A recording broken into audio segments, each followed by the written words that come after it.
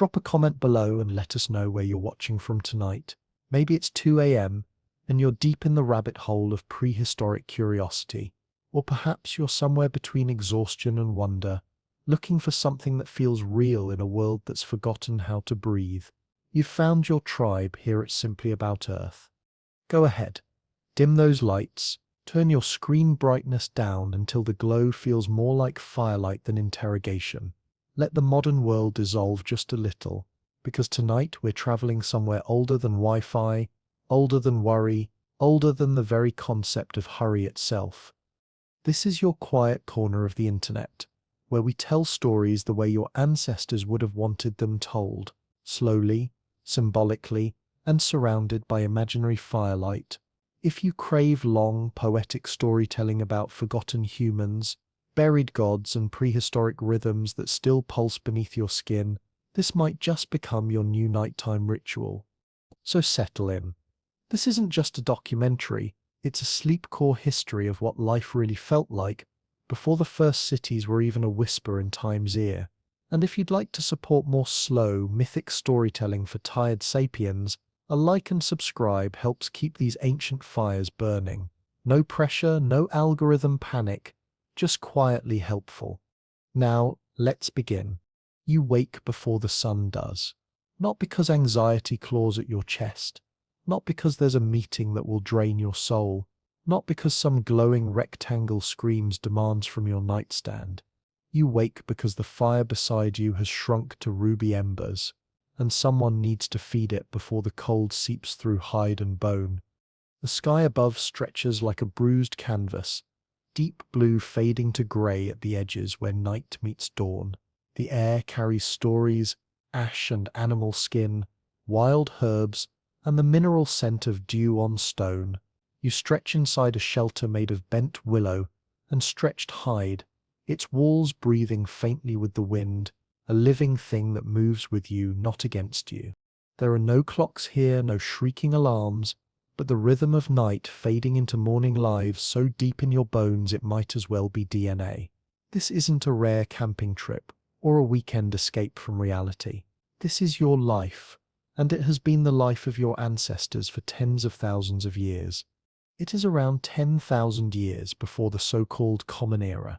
There are no cities sprawling like concrete cancer across the earth, no empires grinding souls into gold, no governments manufacturing consent, no temples demanding tithes. The wheel has not been invented. Writing is still locked in the future's vault. The only architecture is firelight and memory, and yet across what we now call the Levant, Eastern Africa, Europe and Asia, small groups of Homo sapiens stir beside flickering hearths, speaking the ancient language of smoke, kinship and survival. These are not the cavemen of cartoons, despite what your third-grade textbook tried to program into your imagination. In fact, caves are rare shelters. Most humans at this time live in open-air dwellings, mobile bands of 20 to 30 souls migrating with the seasons, following the animals, the plants, and the water like a slow dance choreographed by the earth itself. They carry everything they need, stone tools that cut cleaner than surgical steel, gut-stitched baskets, woven with spider-web precision, sinew-bound spears that could pierce the heart of time, dried roots that taste like concentrated sunlight, and dreams, always dreams. The world is wild, yes, but not unfamiliar. In fact, it is deeply known, known in the way you know your own heartbeat, known in the way you recognize your mother's voice in a crowded room. Every tree, every stream, every star has a name, a story, a relationship. Let us slip quietly into one of these mornings. Like shadows made of curiosity, there is a settlement on the northern shore of a lake that time forgot. The place archaeologists now call Ohollo II, located in what we've arbitrarily decided to call Israel. But to the humans who lived here 23,000 years ago, it was simply the place of water, reeds, birds that spoke in dawn languages, and fish that silver flashed like liquid starlight. The people wake to the cries of cranes and the murmur of insects writing morning poems in the air. Their shelters are brush huts, low, dome-shaped constructions of branches and thatch that look like the earth itself decided to grow homes. Inside, you find carefully organized living spaces that would make a modern minimalist weep with envy. Grinding stones arranged in one corner like an ancient kitchen, fire in another corner burning like a captive star, ash swept to the side with ceremonial precision, sleeping mats woven from grass that still remembers the meadow. Nearby lie animal bones, mostly gazelle and wild boar, the remains of meals that were also ceremonies, because to eat was to commune with the spirit of the beast. The hearth still glows warm, embers buried under ash overnight, not by accident, but through expertise passed down like sacred scripture. Making fire from scratch is hard, keeping it alive is an art form. Here, fire is not just warmth or cooking. It is the center of everything. Where there is fire, there is life. Where there is smoke, there is safety. Where there is flame, there is the beating heart of the human world. Another group, farther north near what mapmakers would eventually call the Czech Republic, wakes under a different sky altogether. At Dolní Věstonice, over 30,000 years ago, humans lived near the edge of an ice age that could freeze your thoughts solid. Their shelters are more complex. Mammoth bone structures insulated with clay, furs and turf, architecture that would make a modern engineer pause in respect. Here, among the frozen winds and endless white, the people not only hunted mammoths and reindeer but created ceramics. The earliest known fired clay figurines in the world, small and abstract, often resembling the female form in ways that suggest they understood beauty long before they had a word for it. We do not know what these figurines meant, but we know they were shaped deliberately, placed in hearths and kilns, and sometimes exploded during firing in what might have been intentional acts of transformation. Were they offerings to gods not yet named? Early expressions of identity, fertility magic, memory devices? The point is this was not a brutal, thoughtless world. This was a place where art already existed, and it existed beside the fire, born from the marriage of flame and imagination. The structure of daily life was not chaotic. It followed the sun, the seasons, and the needs of the group, like a symphony written by the earth itself. In the morning, the oldest and youngest might remain near camp, tending the embers like priests of an ancient religion, drying fish that would feed winter hunger, preparing fibers for the endless work of making useful things, repairing nets with fingers that knew every knot by touch. Others might leave in small groups to forage for wild barley, nuts that cracked like tiny promises, berries that burst with concentrated summer, tubers that the earth offered like gifts to those who knew where to look. These women and men were botanists without books, walking encyclopedias of plant wisdom. They knew what sprouted first after rain, what roots needed roasting to be safe, what plant could quiet a rebellious stomach or slow bleeding from a wound that wouldn't heal. They walked barefoot. Yes, but with maps in their heads, not of roads that scar the earth, but of relationships between plants, rivers, birds, and time itself. The idea that these people were less intelligent than modern humans is not only arrogant, it is archaeologically false. Their brains were our brains. Their lives demanded knowledge, memory, and cooperation on a scale most of us could not sustain for a single season. The younger adults and older teens, those strong enough to run without tiring, track without losing the trail, and endure the weight of disappointment when the hunt failed, might set off in pursuit of meat. They would follow signs invisible to modern eyes, a broken twig that spoke of recent passage, a hoof print pressed into mud like an ancient signature, the smell of urine carried on wind that told stories of fear or territory. Their weapons were simple but not crude. By this period, humans were using microliths, tiny stone blades set into wooden shafts like barbed teeth, designed by evolution itself. Some groups had developed spear throwers called atlatls, mechanical extensions of the human arm that increased force and distance, though the arrow would not arrive for many millennia yet. Still, the hunt was not a daily success. In fact, most meals came from plants, not meat. Hunting was prestigious, dangerous, and unpredictable. like trying to negotiate with lightning.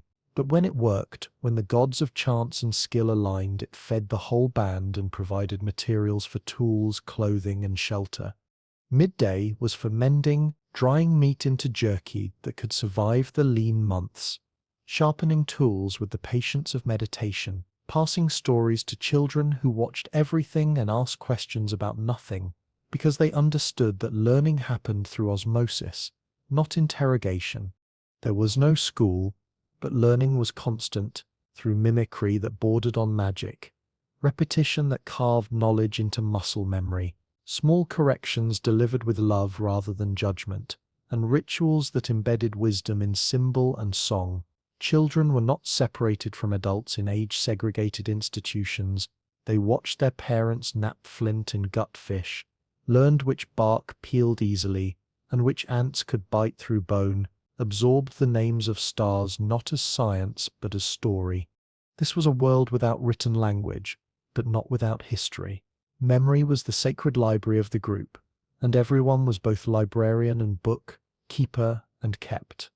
Let us step now into a shelter in what mapmakers call South Africa, though the people who lived there knew it by wind patterns and water sources, not arbitrary lines drawn by strangers.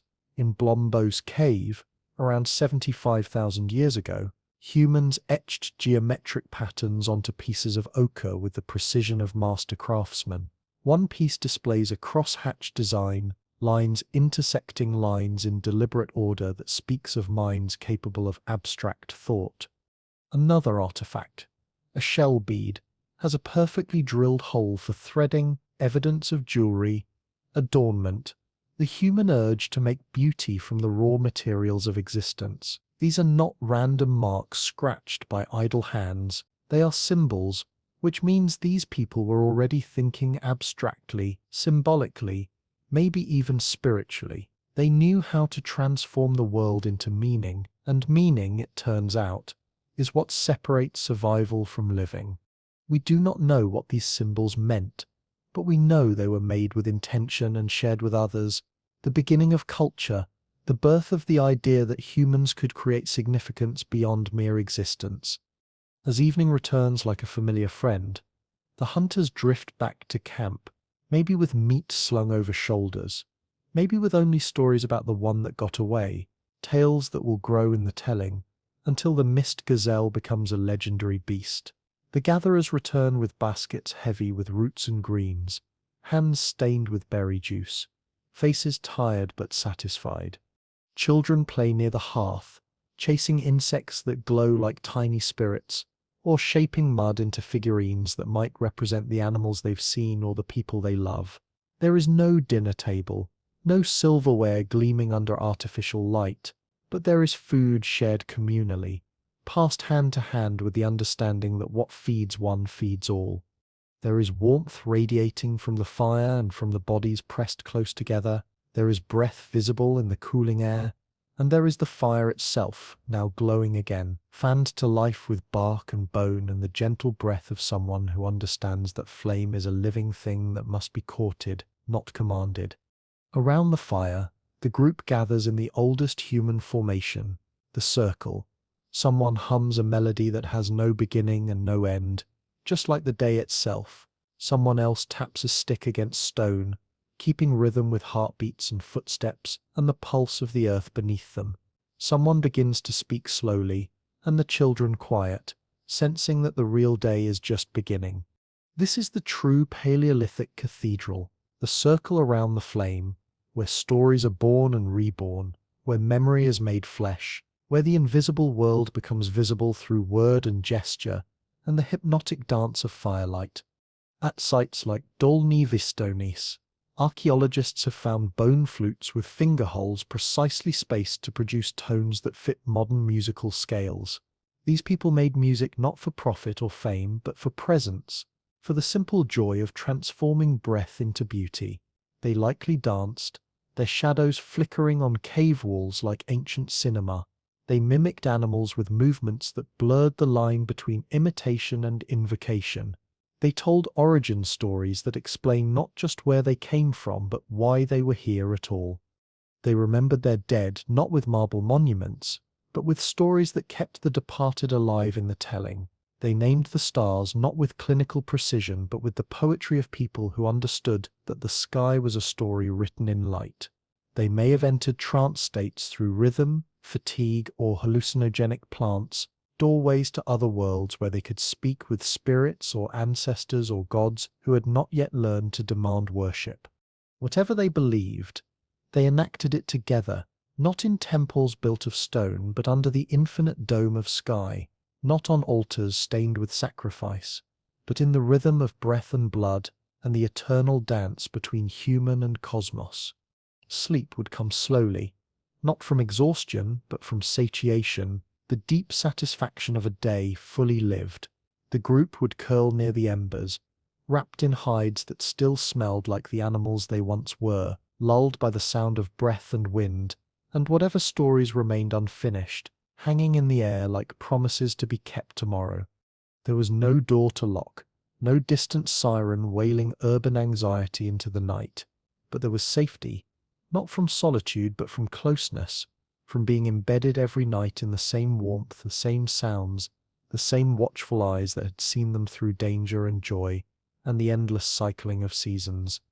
If a predator came near, someone would know, the dogs would growl, the fire would flicker in a way that spoke of movement beyond the circle of light. If a child cried out from nightmare or illness, someone would stir, not from duty but from love, the automatic response of a species that survives through care. This was not utopia. There was danger lurking in the darkness, loss that could strike without warning, disease that could waste the body despite all their plant knowledge and careful tending. But it was also not a world of constant scarcity, despite what we've been taught about nasty, brutish, and short lives. The archaeological record, from isotope analysis of ancient bones to remains of seeds and tools found at sites across the world, suggests a diet more diverse and nutritionally sound than that of the early farmers who would follow them into history. The people of this time were lean and strong and deeply mobile. They lived within the land, not above it, partners in an ancient dance rather than conquerors of a defeated enemy. This was the end of a long era for more than 95% of human history. We lived like this, wandering and gathering, and hunting and laughing and aching and singing and repairing and remembering. Everything was slow, not from laziness but from necessity, from the understanding that haste makes waste, and that life is not a race to be won but a story to be savoured. Everything had rhythm, not from superstition, but from attunement to the deeper patterns that move through all things. Time was not counted, it was felt, experienced, lived from the inside out rather than imposed from the outside in. And then something shifted, not overnight, not everywhere, but slowly, like the changing of seasons or the aging of stone. The balance began to change. Groups stayed longer in one place, returning to the same camps season after season like migratory birds finding their way home. They began to tend wild plants with the care of lovers, noticing that seeds dropped near camp would grow if given attention and water. They began to settle, and when they settled, they stopped wandering, and when they stopped wandering, they began to measure rather than simply experience. The future was no longer a return to familiar places and patterns. It became a projection, a plan, a thing to be controlled rather than danced with. Time hardened from liquid to solid, and so did the soil beneath their feet, compressed by the weight of staying in one place. And so did the stories, crystallizing from flowing oral traditions into fixed doctrine, from living memory into written law.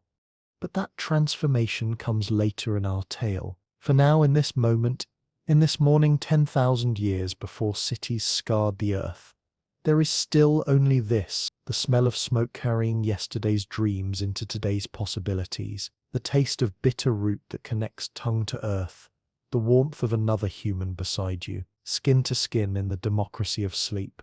There is the slow waking of a world that has not yet been fenced and measured and sold, a world where every dawn brings mystery and every sunset brings gratitude for another day survived, not through conquest but through connection. Before kings learned to hoard power, before clocks learned to slice time into profitable pieces, before gods learned to demand submission, there was this, a life shaped not by stone walls that separate and imprison, but by a flickering fire that draws all things toward its dancing center, and the memory of how to tend it without burning down the world. They did not have notebooks with their observations meticulously recorded, did not use spreadsheets to track seasonal variations in bark thickness or animal migration patterns, did not record the ebb and flow of natural cycles in leather-bound journals with bookmarks carved from bone. But the people of 10,000 years before the Common Era knew the land more intimately than most of us know the rooms we live in. They moved through forests like fish through water, across river banks like wind through grass, along windswept plains like thoughts through a dreaming mind, not with a sense of domination but with the fluency of long familiarity. Their lives did not extract from the earth like some massive mining operation. They conversed with it, engaged in an ongoing dialogue that had been continuing for countless generations. Which berries appeared first after the spring melt, sweet with the memory of winter's death? Which tubers released toxins unless boiled twice in clay pots, their bitterness a warning written in the language of chemistry? Which birds called before rain, their voices carrying meteorological intelligence gathered from wind patterns and pressure changes? Which mushrooms grew only where lightning had once touched soil, their fruiting bodies emerging from ground charged with celestial fire? They did not memorize this information to pass some arbitrary test. They lived it because to not know was to not eat, and to not eat was to not survive. For the Paleolithic human, knowledge of the land was not a hobby or academic pursuit. It was inheritance, apprenticeship, and devotion all woven together. And here's the thing that should humble us. They remembered all of it. For hundreds of thousands of years, Homo sapiens survived in environments ranging from snow-choked tundra, where breath freezes before it leaves your lips, to equatorial jungles where the air itself seems alive with moisture and mystery. They did this not by building machines or stockpiling grain in massive silos, but by knowing, deeply, bodily, intimately knowing. They knew plants not as labels in a field guide, but as relationships, as personalities with their own preferences and patterns, their own gifts and dangers. They knew stones not as objects to be collected, but as future tools waiting to be awakened by skilled hands and patient understanding. They knew the land not as scenery to be photographed and posted, but as story, as living narrative in which they were both author and character. And that story was passed from mouth to ear, hand to hand, season to season, in an unbroken chain of transmission that stretches back to the very dawn of human consciousness. Modern archaeology offers us glimpses into this world, not through books that can lie or exaggerate, but through microscopic traces that tell truth with scientific precision. A single tooth from a woman who died 30,000 years ago can tell us what she chewed during her lifetime, the grit of ground grain, the fibers of tough roots, the occasional luxury of honey. Scraps of pollen caught on a flint blade can tell us when it was last used, and what plants were blooming at the time. Residue caught in the grooves of a grinding stone can reveal which seeds were crushed on its surface and which ones were discarded as unsuitable or dangerous. These are not guesses or romantic speculations. These are chemical footprints, verified and peer-reviewed, that show us stunning truth. The Paleolithic world was not one of brutal scarcity. Despite everything we've been taught about cavemen struggling against a hostile environment, it was a buffet, a wild, unplanted, uncultivated abundance that stretched across continents, and humans learned to read it like scripture written in chlorophyll and cellulose. The stereotype says men hunted while women gathered, as if gender roles were carved in stone like some prehistoric law. Reality, as usual, is more complicated and more interesting.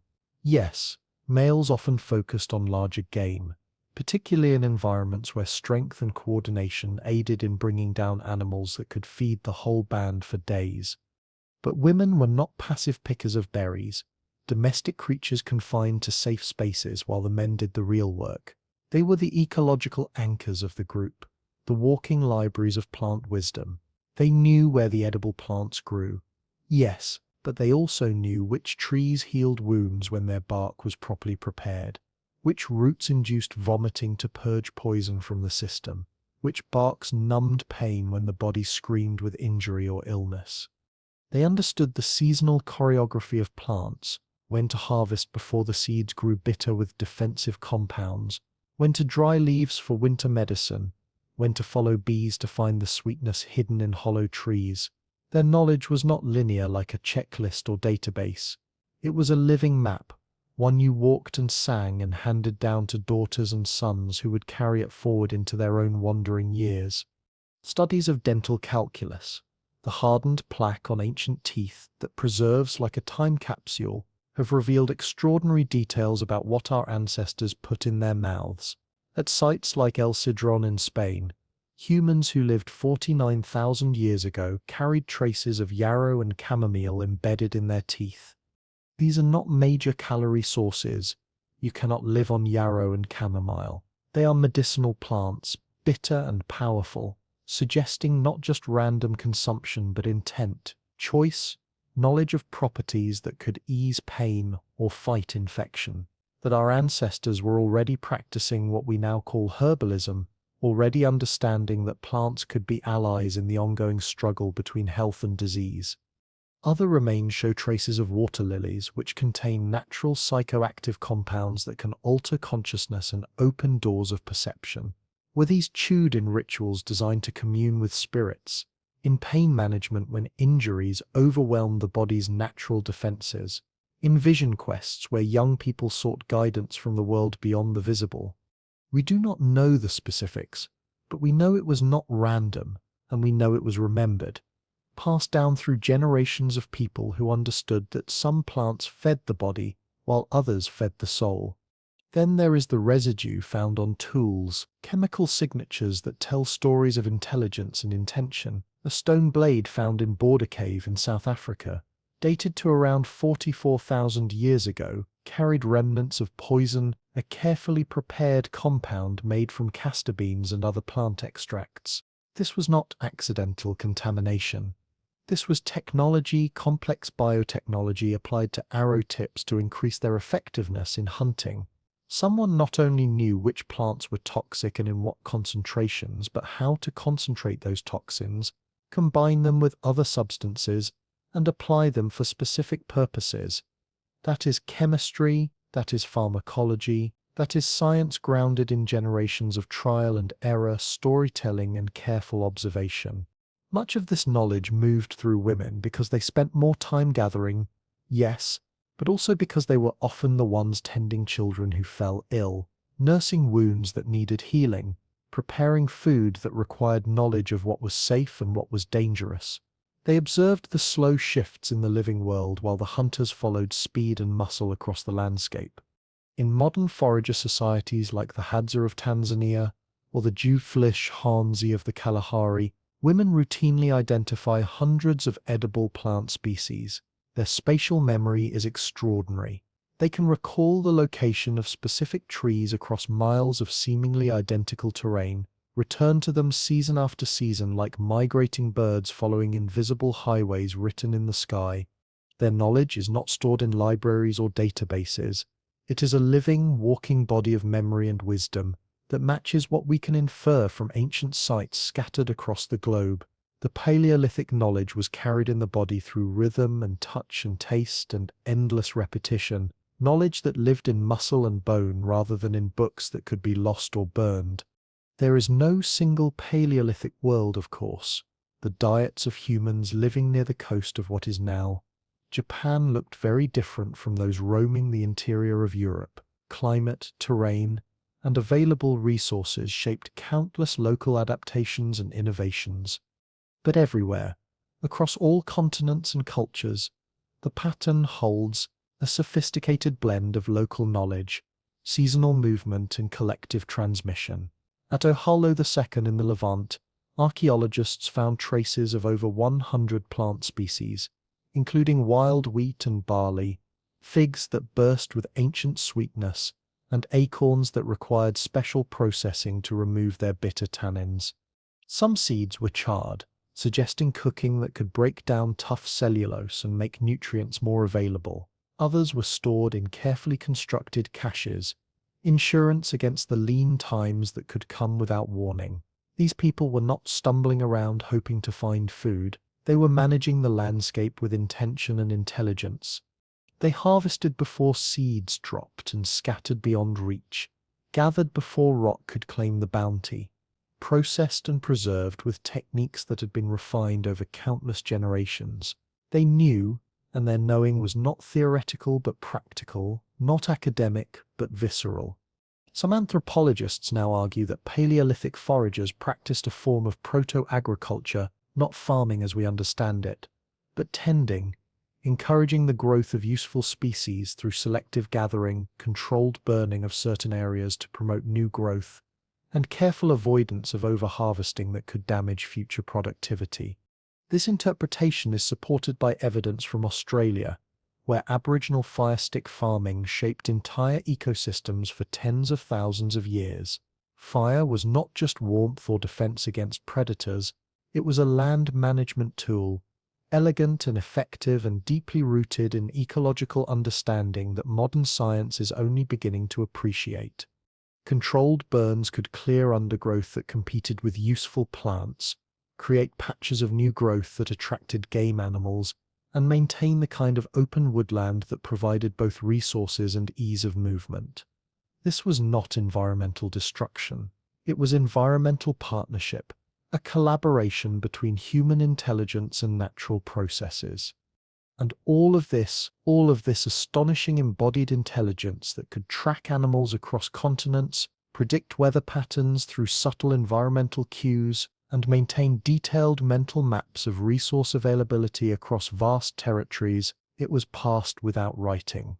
It moved through story that embedded practical information in memorable narrative, through song that encoded complex data in rhythm and melody, through watching your mother crush seeds on a grinding stone, and knowing from the sound when to turn the paste, from the smell when it was ready to cook, through walking the same trails every year, and remembering the tree that split in last season's lightning, its wood now perfect for certain kinds of tools, through knowing that this mushroom looks exactly like the one that killed your cousin last winter, but is missing the small red ring that marks the difference between nourishment and death. That kind of memory does not live in books that can be lost or corrupted. It lives in bodies, in nervous systems, in the connection between hand and eye and heart that we call intuition, but is really the accumulated wisdom of countless generations. This is not to romanticize the Paleolithic world as some kind of prehistoric utopia where suffering was unknown and death was merely a gentle transition. There was hunger that gnawed at the belly when the herds failed to appear and the plants did not fruit.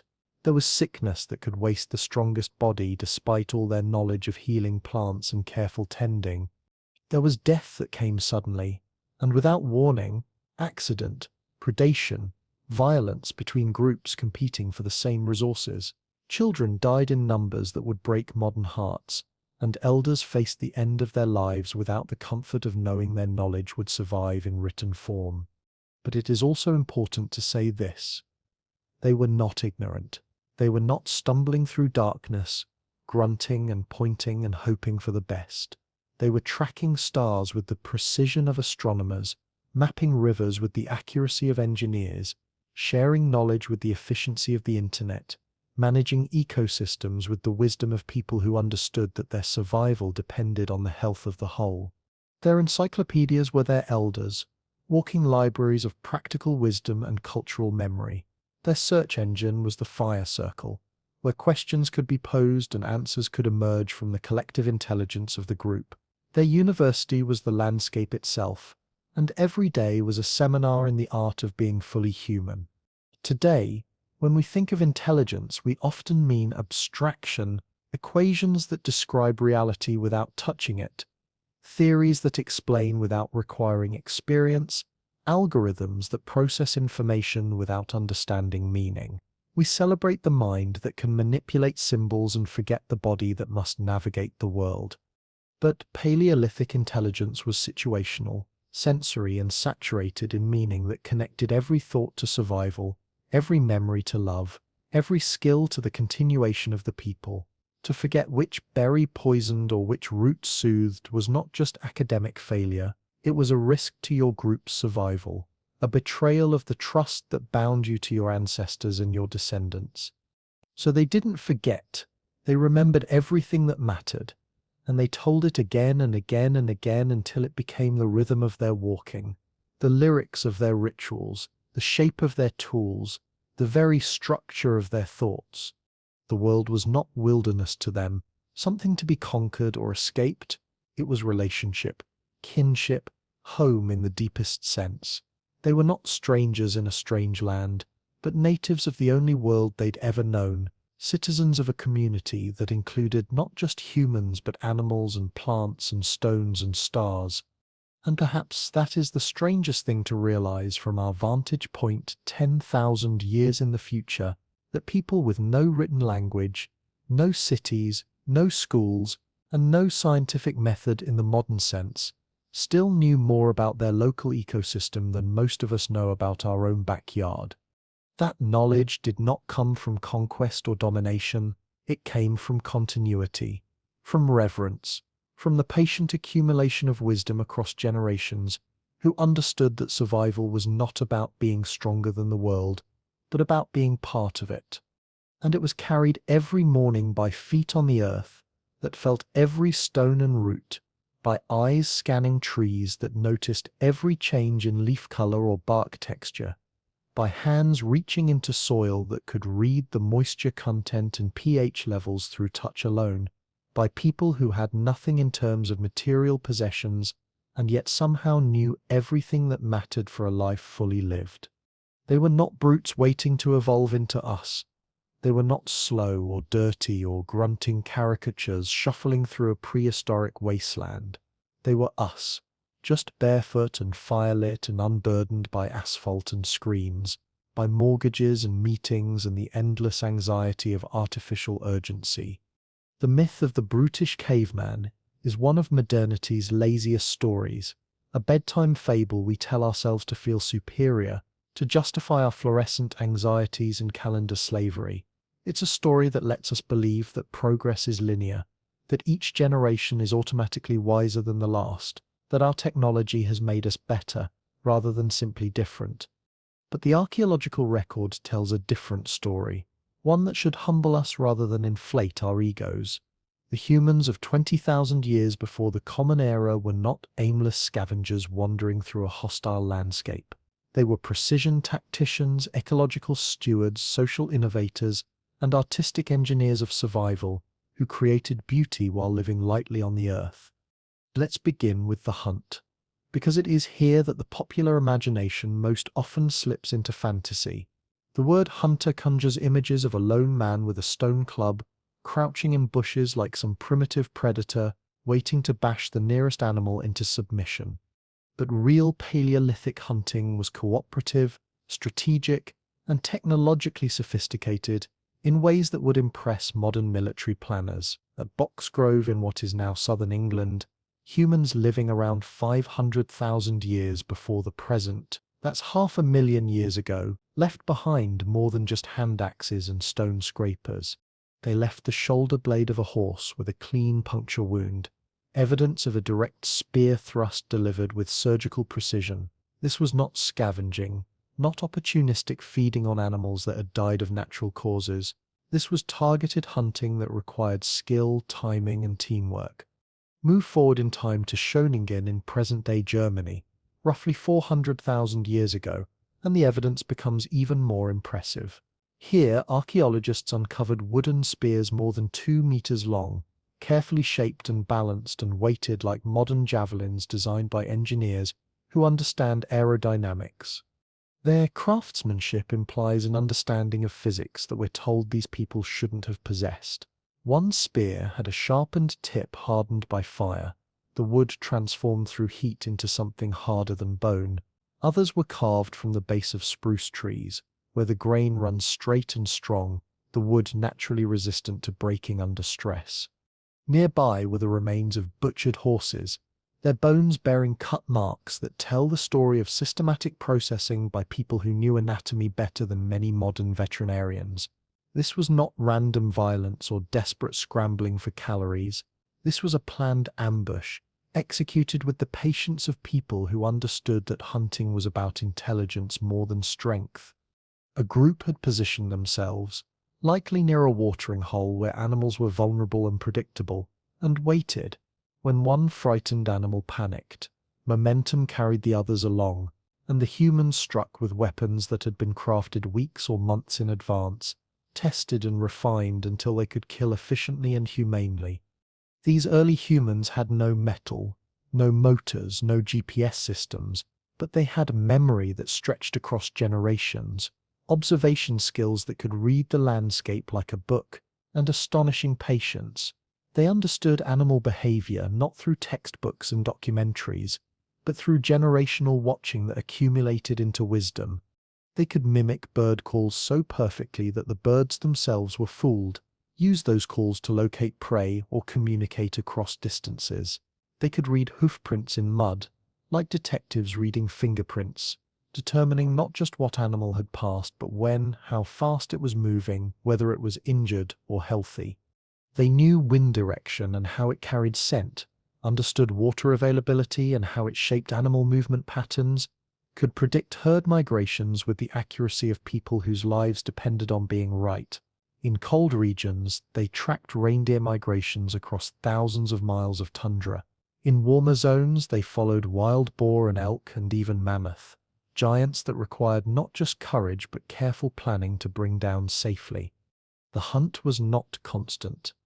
In fact, evidence suggests that large game was taken only occasionally, with plant foods providing the reliable daily calories that sustained life. But when the hunt came, it was not chaos, it was choreography, a dance between human intelligence and animal instinct that had been refined over countless generations.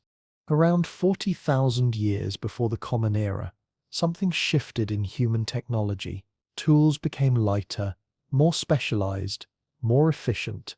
In some regions, the lateral or spear thrower was developed, a carved lever that extended the reach of the human arm, increasing force and distance like a mechanical amplifier of human capability. This simple device allowed hunters to launch projectiles with greater velocity from farther away, reducing personal risk while increasing accuracy.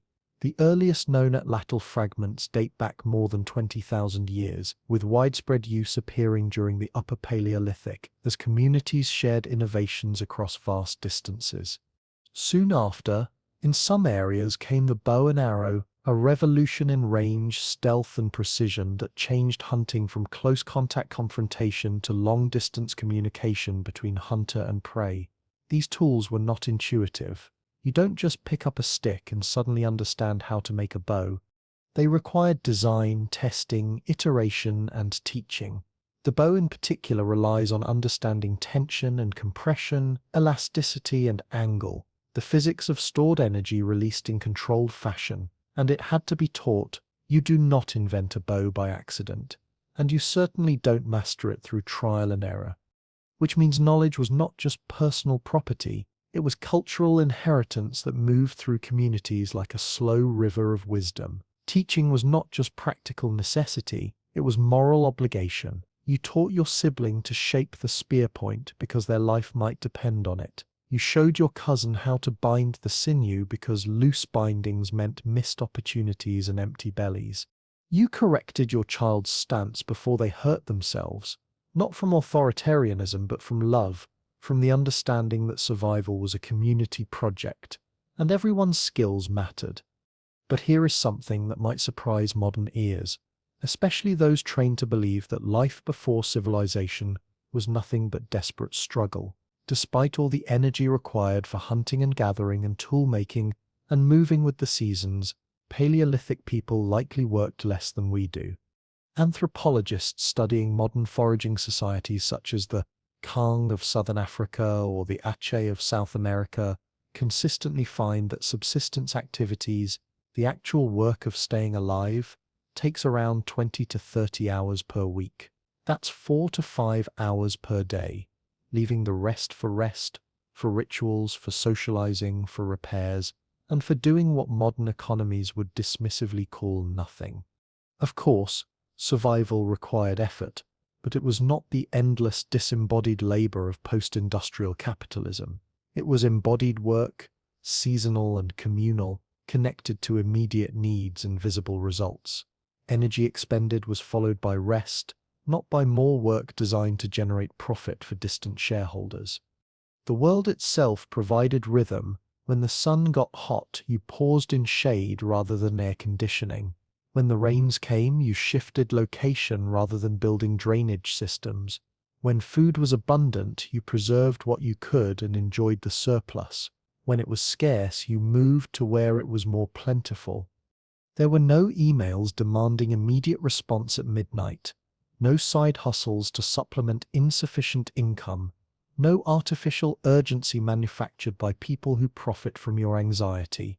When the day's work was done, it was done, and that left time for the things that make life worth living. The same hands that skinned a gazelle with surgical precision might spend the evening painting a reindeer on limestone cave walls. The same eyes that tracked movement in tall grass might notice the way shadows danced in firelight and find patterns worth preserving in stone and pigment. This was not a world of mindless drudgery, where people collapsed into exhausted sleep after days of desperate struggle. It was a world where work and meaning lived side by side, not in opposition, where survival was not separate from beauty, where the practical and the spiritual were woven together like sinew and wood in a perfectly balanced spear. Let's return to the data, because romanticization helps no one, and the truth is more interesting than fantasy. Bone analysis from Paleolithic skeletons shows dense muscle attachments that speak of bodies shaped by constant movement. These people were strong, not because they lifted weights in climate-controlled gyms, but because their lives required movement, squatting and lifting and walking and climbing, and carrying loads across distances that would exhaust modern bodies. But their joints show less evidence of repetitive stress than the skeletons of early farmers, whose days were defined by grinding grain and hoeing soil, and repeating the same motions until cartilage wore thin and bones ground against each other. Farmers got more arthritis. Foragers got more fresh air and varied movement that kept their bodies supple and strong. And what about their brains, the organs we're most proud of in our species? Endocranial volume. The internal space of the skull that houses the brain in late Paleolithic humans averages equal to or even slightly larger than that of modern Homo sapiens. This does not mean they were necessarily smarter in terms of IQ test performance, but it certainly challenges any notion of biological inferiority. They were neurologically modern, fully human, capable of language and music and metaphor and mathematics and memory, everything that we consider the hallmarks of human intelligence. The people of the Upper Paleolithic painted with perspective and shading that rivals Renaissance masters. They played pentatonic scales on flutes carved from bird bone with finger holes spaced with mathematical precision. They buried their dead with red ochre and ivory beads and flowers, showing care for the deceased that speaks of emotional sophistication and spiritual imagination. Not brutish, not simplistic, just unfamiliar to people who have forgotten what it means to live in partnership with the natural world rather than in opposition to it. And yet we continue to caricature them, to reduce their complexity to loincloths and clubs, to dismiss their achievements as primitive stepping stones on the way to our supposed superiority. Why do we do this? Perhaps because if we took their intelligence seriously, we would have to question our own assumptions about progress and civilization. If people without ownership, without clocks, without kings or gods demanding worship could live full and meaningful lives, then what exactly are we doing with all our stuff? If the hunter-gatherer was not a failed experiment waiting to evolve into civilization, but a balanced, adaptive, ecologically integrated being, then maybe civilization is not the inevitable arc of progress, but simply a choice, a fork in the path, a trade-off with costs, as well as benefits. So the next time you picture a Paleolithic hunter, do not imagine a half-dressed brute chasing mammoths with no plan and less intelligence. Picture instead a strategist who could read the landscape like a map, a patient observer who could wait motionless for hours until the perfect moment arrived, a sculptor of stone who could visualize the tool inside the raw material. Picture a singer of wind songs and a collaborator who understood that survival was not about individual conquest but group cooperation, not about dominance over nature but timing with its rhythms. Picture someone who knew that the real art was not in killing but in living together without destroying the world that sustained them. They were not simple, they were precise, and their rhythm, their pace, their presence, their patience, it echoes still beneath the noise of our modern world, waiting to be remembered by people who have forgotten how to listen to anything quieter than a notification tone. They did not divide intelligence into academic subjects, taught in separate classrooms by specialists who had never spoken to each other. They lived intelligence whole. Every adult in the Upper Paleolithic was simultaneously a botanist and a geologist, a tracker and a meteorologist, and a therapist for their kin, not because it was noble or romantic, but because it was necessary, because survival in a world without grocery stores and urgent care clinics demanded not just strength but synthesis, not just courage but comprehensive understanding of the complex systems that sustain life. There were no experts in the modern sense, no specialists who knew everything about nothing, and nothing about everything else. There were only humans whose memory extended not through written records, but through repetition and ritual and the rhythms of the land itself. Humans who understood that knowledge was not property to be hoarded, but commons to be shared. Survival demanded not just personal competence, but collective wisdom. You had to know which roots burned the tongue with alkaloids that could stop a heart, and which ones soothed fever when properly prepared. You had to feel changes in air pressure that preceded storms and understand them as meteorological intelligence rather than mysterious discomfort. You had to read tracks in mud like a detective reads evidence, recognizing not just the animal that made them, but the limp in a deer's gait that spoke of injury, the urgency in its stride that suggested predators nearby, the seasonal weight gain that indicated good feeding and successful mating. This was not guesswork based on superstition. It was applied science lived and breathed and passed on around fires that burned with the accumulated knowledge of generations. The intelligence of the Paleolithic human is often underestimated precisely because it was generalist rather than specialist. But generalist did not mean vague or unfocused. It meant integrated, whole, complete. It meant every hand was trained to useful work, every sense calibrated to read the subtle signals that meant the difference between thriving and dying. Memory was not stored in external devices, but in scar tissue and soil familiarity, in the calluses that told stories of repeated tasks and the eyes that could spot edible plants from impossible distances. A person who could butcher an aurochs with stone tools, sew waterproof clothing from hide and sinew, remember the shape of star patterns across seasons, and soothe a child's illness with bitter herbs was not less intelligent than a modern specialist who knows everything about everything within a narrow band of expertise, and nothing about anything else.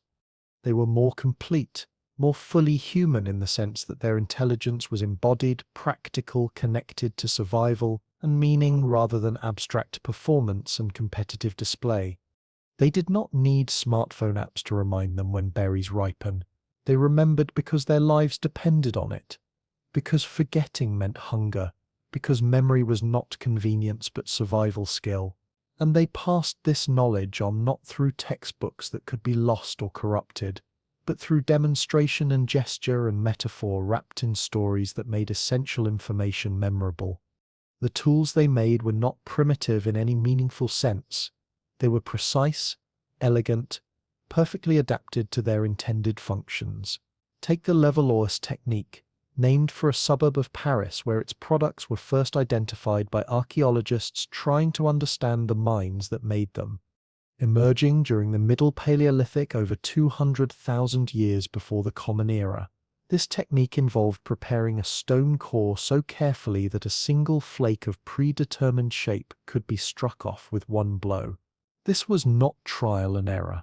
It was blueprint thinking without blueprints, engineering through tactile understanding of fracture mechanics. You had to imagine the flake before it existed. Visualize the tool inside the stone like Michelangelo seeing David in the marble. You had to understand force vectors and percussion angles without measuring devices or mathematical formulas.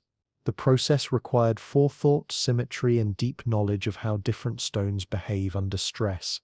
This was not random napping by people who didn't know any better.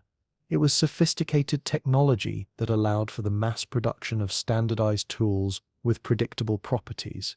It was manufacturing at a level that suggests not just individual skill but cultural transmission of complex technical knowledge. The tools became even more elegant as time passed. In the Upper Paleolithic, around 25,000 years ago, humans across Africa and Europe and Asia began creating microliths, tiny stone blades less than a few centimeters long, but sharp enough to cut like surgical scalpels. These miniature marvels were embedded into wood or bone to create composite tools, spears with serrated edges that could cause massive bleeding, arrows with replaceable barbs that could be maintained and upgraded, knives with specialized functions for different kinds of cutting tasks. This was modular technology, the ancestor of every Swiss Army knife and replaceable blade system.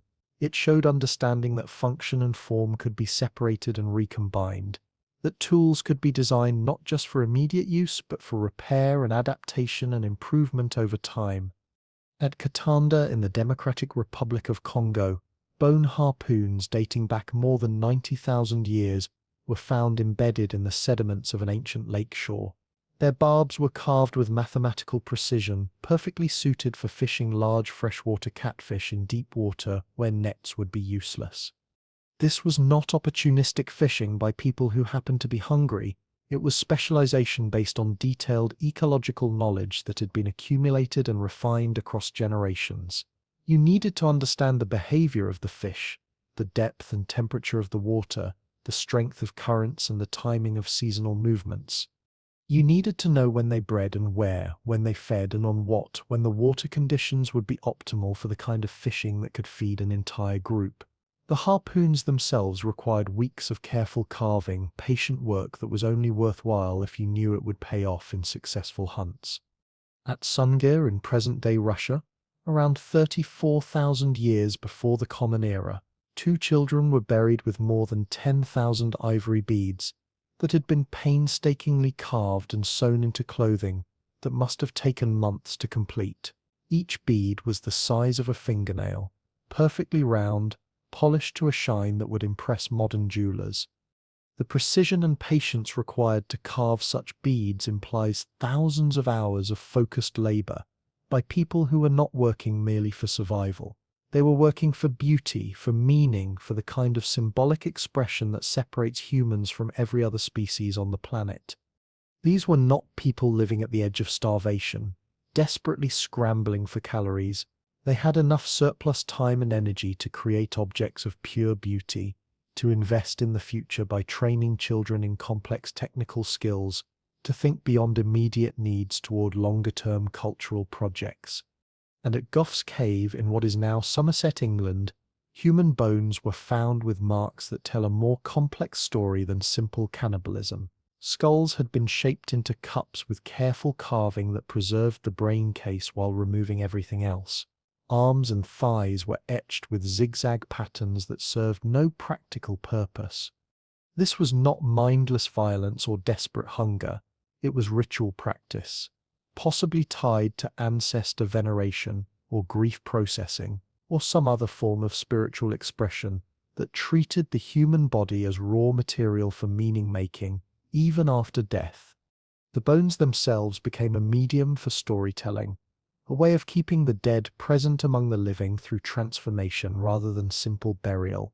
This was cognitive complexity made tangible, abstraction rendered in the most intimate medium possible, the bodies of beloved dead. All of this innovation, from bone harpoon to ivory bead to ceremonial cup, emerged not from theoretical minds working in isolation, but from hands that repeated and refined and remembered across countless generations. Abstraction began in material intimacy, in the daily practice of making things that worked better than the things that came before. It began when you struck a stone the wrong way and ruined a week's work, then learned from the failure and never made that mistake again. It began when you noticed that sinew flexes more cleanly if soaked overnight in warm water, that certain combinations of materials work better than others. It began when you learned that fire changes color when burning particular resins, that different kinds of smoke carry different kinds of information, that the behavior of flames can predict changes in weather patterns that will affect tomorrow's hunt.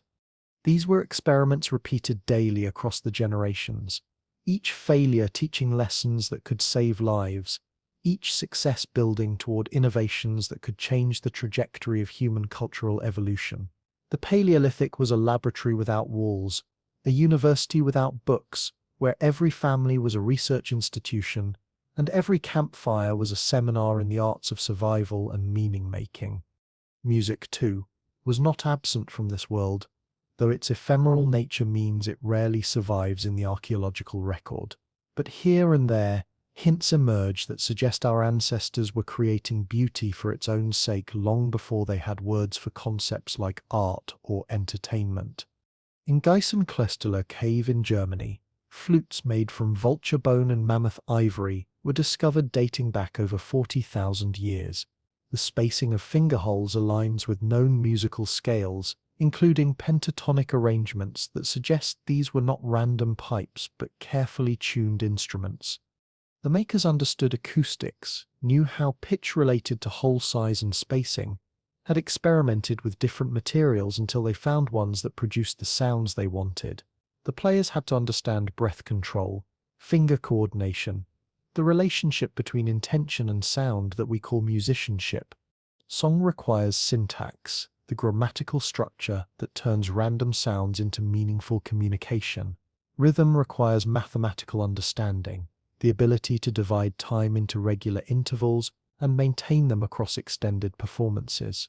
Melody requires memory, the capacity to hold complex sequences of tones in mind and reproduce them with precision.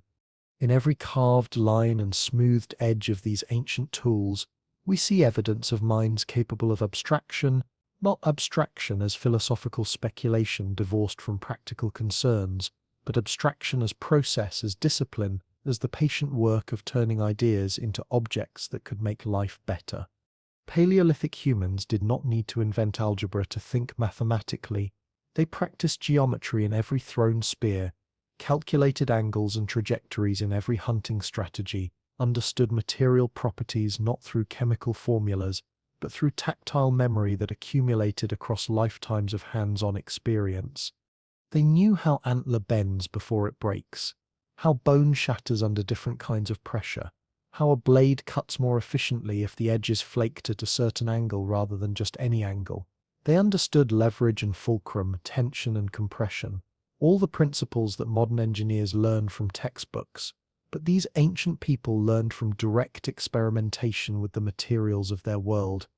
They also knew the sky with an intimacy that modern people, blinded by light pollution and distracted by screens, can barely imagine. Astronomical markings found on bones and cave walls suggest careful observation of lunar cycles, seasonal changes, celestial events that could be used for navigation and timing. The so-called Venus of Lolsel, carved around 25,000 years ago, holds a bison horn marked with 13 notches that may represent lunar months, evidence of people who were tracking time not with digital calendars but with patient observation of natural cycles that connected Earth to sky in meaningful ways.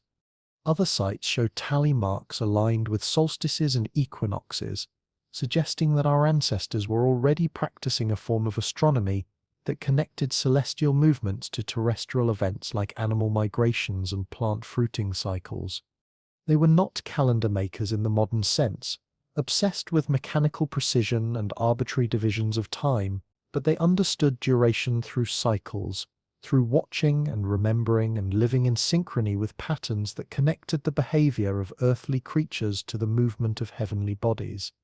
Their clocks were the phases of the moon, the migrations of animals, the smell of rain on wind that preceded seasonal changes by days or weeks. They told time through relationship rather than measurement, through story rather than numbers. And they were teachers, every one of them, because knowledge that was not shared was knowledge that died with its keeper. Children learned by doing, by being given small versions of adult tools and the time and patience to fail safely, while acquiring skills that would keep them alive for the rest of their lives. There was no shame in the first broken scraper or improperly balanced spear, only quiet encouragement and gentle correction and the gradual building of competence through practice. Learning was performative and communal and embodied. Knowledge passed not through lectures but through demonstration and imitation and the slow accumulation of understanding. The elderly were not discarded as obsolete, warehoused in institutions where they could be ignored. They were living libraries, memory keepers, carriers of songs and stories and technical knowledge that could mean the difference between life and death when circumstances changed unexpectedly.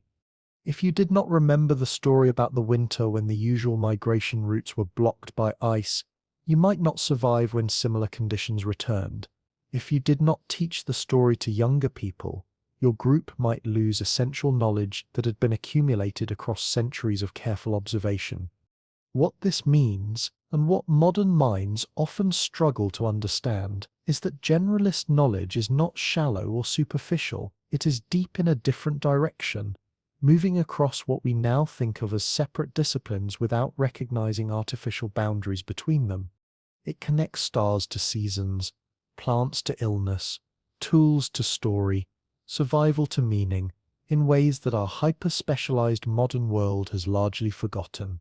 It weaves together a complete understanding of the world where you do not need to own vast amounts of stuff, because everything you need to know is stored in your body, your community, and your memory.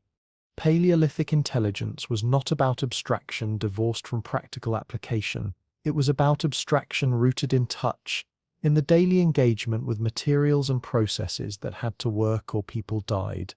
And in this sense, perhaps they were wiser than us, because they had not yet learned to separate knowing from doing, thinking from feeling, mind from body. In our era of hyper-specialization, we have forgotten how to be whole. We outsource our memory to machines, segment our knowledge into academic departments that barely speak to each other, forget that intelligence originally meant the ability to choose wisely between alternatives based on complete understanding of consequences. But they remembered. They remembered how stone breaks along natural fracture lines, how fire flickers differently when the weather is about to change, how fish behave during different phases of the moon, how grief needs to be sung and celebrated before it can be released. And they carved all of this wisdom into the world around them, not in books that could be burned or buildings that could crumble, but in the shape of tools and the structure of stories and the movements of dances that carried essential knowledge forward through generations of people who understood that survival was not about conquering the world, but about finding your place within its larger patterns. The caveman is a myth that serves the ego of modern civilization, but it is a dangerous myth because it prevents us from learning what our ancestors knew about living lightly on the earth, while creating beauty and meaning that could last for thousands of years.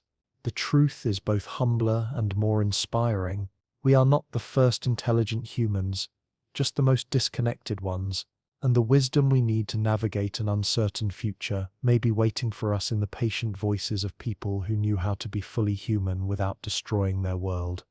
The caveman is a myth, not because humans never stepped into caves for shelter or ceremony, but because the idea that they lived there permanently, grunting under dripping stalactites like some kind of prehistoric troglodytes, is a modern fantasy that serves our need to feel superior to our ancestors. The truth is softer, smarter, and far more mobile than the cartoon version we've been taught. Caves were real, and they were used, but they were Plan B, emergency shelter during storms, seasonal retreats when the weather turned deadly, natural convenience when available, not the cultural default that popular imagination suggests. The real Paleolithic home was built with hands and memory, and whatever materials the land offered freely, then abandoned when the season changed or the resources moved elsewhere. To understand where humans truly slept before walls and locks and property taxes, we have to discard the romantic mythology of the cave dwelling and look at the archaeological record without the bias of people who think permanent structures are automatically superior to temporary ones. First, we need to imagine life without permanence. No postal addresses, no fence lines, no leases or mortgages or any of the legal frameworks that tie modern people to particular places, whether they want to be there or not. Life in the Paleolithic was mobile by necessity and choice, seasonal and pragmatic, flowing like water around obstacles rather than trying to blast through them. People moved with herds that provided meat and hides, with flowering cycles that brought different plants into season, with the availability of water that could mean the difference between abundance and desolation. Home was not a structure that you defended against intruders. It was a pattern that you carried with you, a way of organizing space and social relationships that could be recreated wherever you happened to be. A shelter was shaped by immediate need and available materials, then left behind like a bird abandons a nest, not because it failed to serve its purpose, but because life moved on and carrying the shelter would have been more work than building a new one when you needed it again. At Terra Amata, a site on the Mediterranean coast of what is now southern France, archaeologists found traces of constructed dwellings dating back roughly 400,000 years, evidence of people who were building homes when our species was still young and learning what it meant to be human. These were not caves, they were huts, long and oval, framed with wooden posts driven into the ground and covered with branches and leaves and whatever else could keep out wind and rain. The evidence comes from discoloration in soil where posts had rotted away, from arrangements of stones that had once held down hides or supported walls, from central fire hearths that show these were places where people cooked and warmed themselves and probably told stories. It was simple architecture. Yes, but it was architecture nonetheless. Evidence of minds that could visualize structures before building them, plan for comfort and efficiency, create spaces that served human needs rather than just accepting whatever nature happened to provide. At Mezhyrich in Ukraine, dating to approximately 15,000 years before the Common Era, the evidence becomes even more remarkable and strange and beautiful. Here, humans constructed circular houses out of mammoth bones, hundreds of tusks and skulls and long bones arranged into walls and supports that were then covered with hides to create weatherproof shelters. One structure measured more than 4 meters across and included a central hearth surrounded by areas that had clearly been organized for different activities: sleeping, tool making, food preparation, storage. These were not randomly stacked bones but carefully selected and fitted pieces, chosen for structural strength and arranged according to principles that modern architects would recognize. The people who built these bone houses were not just stacking materials like children playing with blocks. They were engineers working with the strongest materials available in a treeless environment, solving complex problems of load-bearing and weather resistance with ingenuity that would impress modern builders.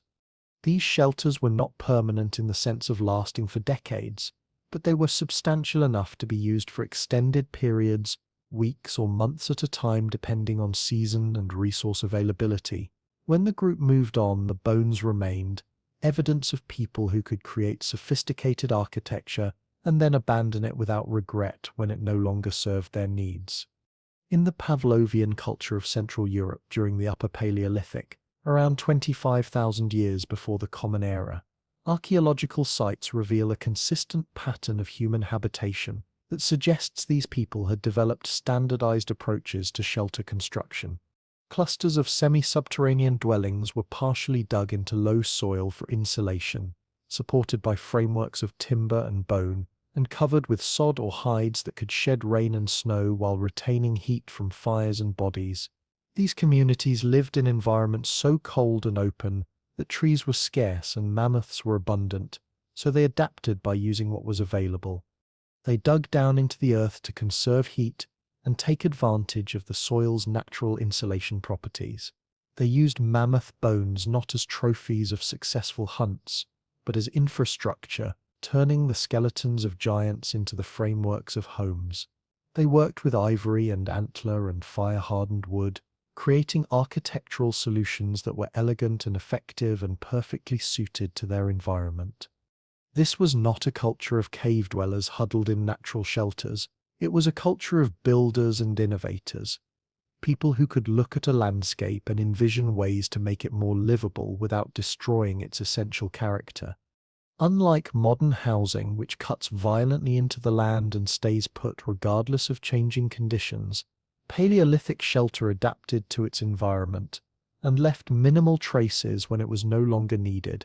When the season changed, the people moved and the shelter either decomposed naturally or was disassembled, and its materials used for other purposes. Some ethnographers call this low-impact architecture, building that works with natural processes rather than against them, that leaves little behind not because it was poorly made, but because it was designed to return to the earth when its usefulness ended. It was housing as event rather than object, shelter as process rather than possession, a way of creating comfort and protection that did not require permanent alteration of the landscape or long-term commitment to staying in one place, regardless of changing circumstances. The cave, for all its dramatic appeal to modern imagination, was often unsuitable for daily life, too wet, too dark, too filled with smoke from fires that had nowhere to vent properly. Yes, there are famous exceptions, Lascaux and Chauvet and Altamira, caves that were decorated with magnificent paintings and clearly held deep significance for the people who used them. But even these may have been sanctuaries rather than homes, ritual spaces or winter refuges or temples dedicated to the spirits of animals, not year-round residences where families raised children and elders lived out their final years. Most of the beautifully painted cave walls are located deep within systems that would have been inconvenient or dangerous for daily life. Narrow passages that required crawling through darkness with only animal fat lamps for illumination. Chambers that could only be reached by people who were already familiar with the cave's layout. This was not the kind of place where you put a baby to bed or tended a sick relative.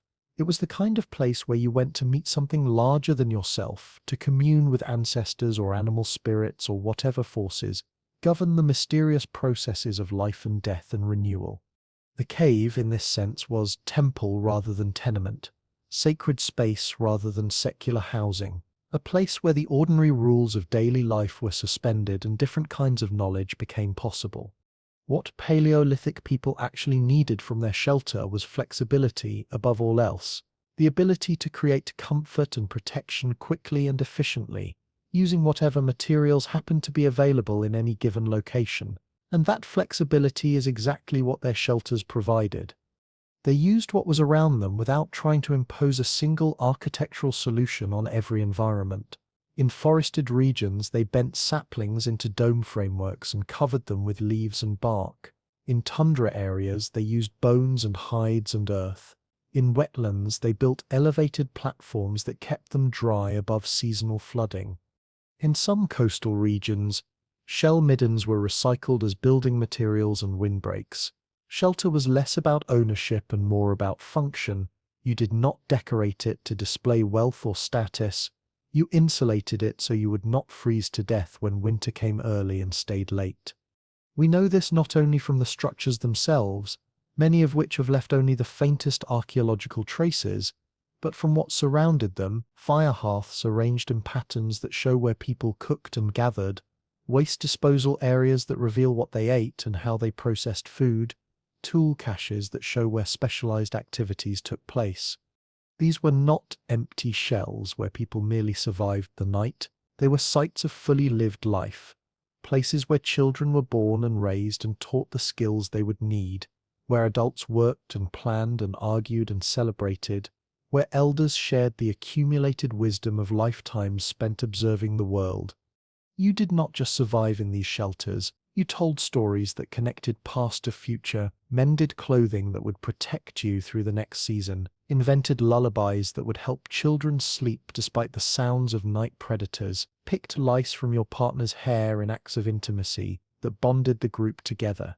You looked out through doorways made of hide or woven grass, and saw the moon rising over a landscape that belonged to no one and everyone, where the only lights were stars and fire, and the occasional eyes of animals reflecting flame from the darkness beyond your circle of safety.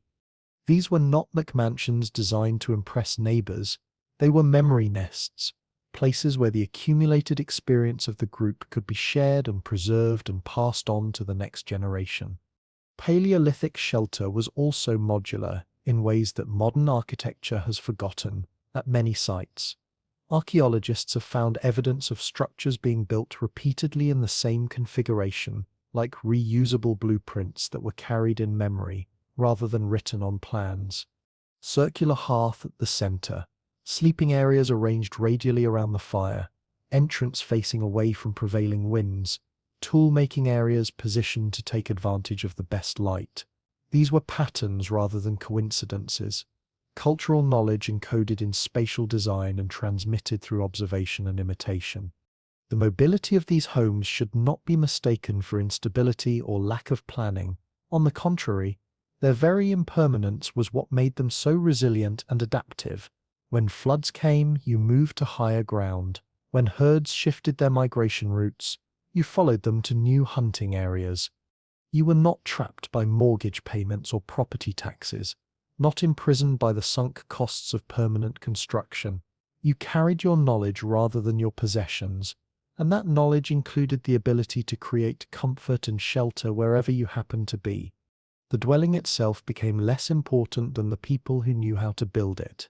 Skills were the real inheritance, not objects or structures.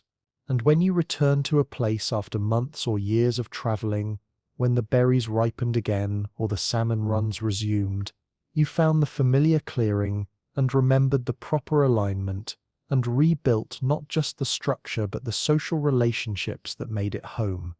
This was homecoming as ritual rather than real estate transaction, not nostalgia for a particular building, but return to a pattern of life that connected you to the land and to each other in ways that no amount of square footage could replicate. Compare this flexibility to the modern concept of housing, which treats permanence as virtue and mobility as failure. We dig foundations and pour concrete and stack bricks, as if the ability to stay in one place regardless of changing circumstances was automatically superior to the ability to move when movement makes sense. We measure stability by how long something stays put, regardless of whether staying put serves any useful purpose, and we create systems of property ownership and debt that trap people in particular locations, even when those locations no longer provide what they need to thrive. But Paleolithic life suggests a different way of thinking about home and security. Here, stability was not in structures but in systems, in knowledge that could recreate comfort anywhere rather than objects that could only provide comfort in one specific place. They were not homeless in any meaningful sense. They were systematically housed by a cultural technology that was more flexible and adaptable than anything we have created since the invention of property ownership.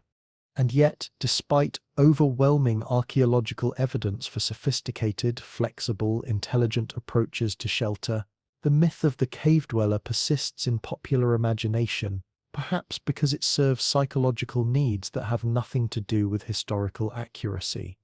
The more brutish and primitive we imagine our ancestors to have been, the more brilliant and advanced we can feel by comparison. If they lived in caves like animals, then surely our suburbs represent the triumph of human intelligence over the hostile forces of nature. But what if the opposite is true? What if their homes were more in tune with natural rhythms than our climate-controlled boxes? What if mobility was not a lack of sophistication, but a feature of truly intelligent design?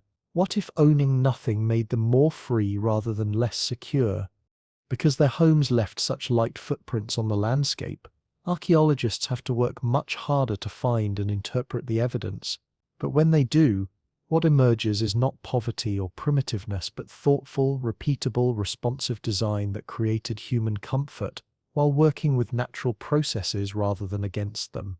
Post holes arranged in perfect circles, hearthstones organized according to principles that maximized heat distribution, ash layers that show years of careful fire management, wear patterns on stone floors that reveal how space was organized and used. These are the ghostly traces of architectural intelligence that modern people have largely forgotten. So the next time someone uses the term caveman, as if it explained anything about how our ancestors actually lived, picture instead someone digging post holes in carefully selected soil. Picture a woman bending saplings into graceful curves that will support weather-resistant covering. Picture a child learning to lash sinew around mammoth ribs to create windbreaks that could be assembled and disassembled as needed.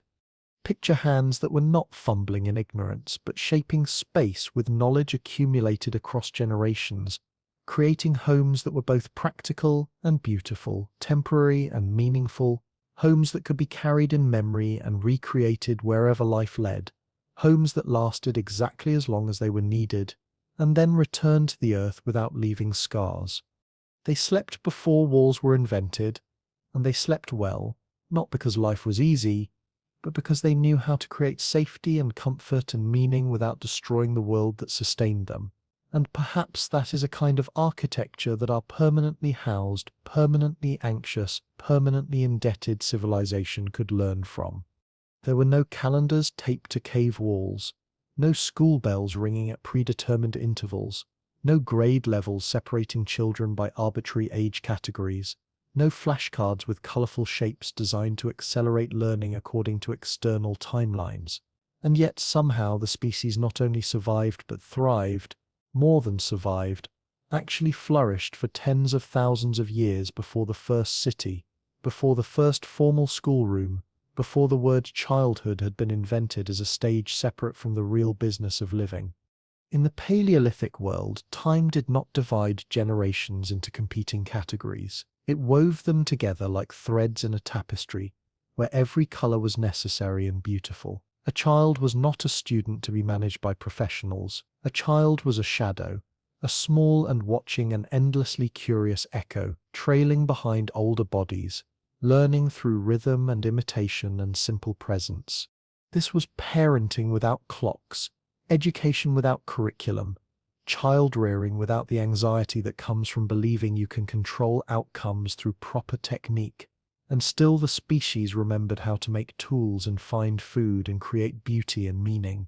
In every Paleolithic band, parenting was not a nuclear project confined to biological parents, stressed by isolation and impossible expectations. It was a communal act, a shared responsibility that distributed both labor and love across the entire group. Children were not isolated units of possession belonging to particular adults. They were shared futures, the living hope of the community, cared for by mothers and fathers, yes, but also by siblings and uncles and grandmothers and unrelated friends who understood that everyone's survival depended on successful child rearing. The anthropological term is alloparenting, a system in which caregiving is distributed across the group, rather than concentrated in nuclear families. But in practice it simply meant that everyone was watching, everyone was teaching, and everyone was invested in outcomes. When a child cried, it was not just one mother's problem to solve in isolation. When a child learned to weave grass or throw a stone with accuracy, the pride and satisfaction echoed across the entire camp. Contemporary hunter-gatherer groups like the Hadza of Tanzania and the San of the Kalahari offer windows into what this kind of child-rearing might have looked like in practice, and what becomes immediately clear is how different it was from modern approaches that separate children from adults, and then worry constantly about whether the separation is damaging development.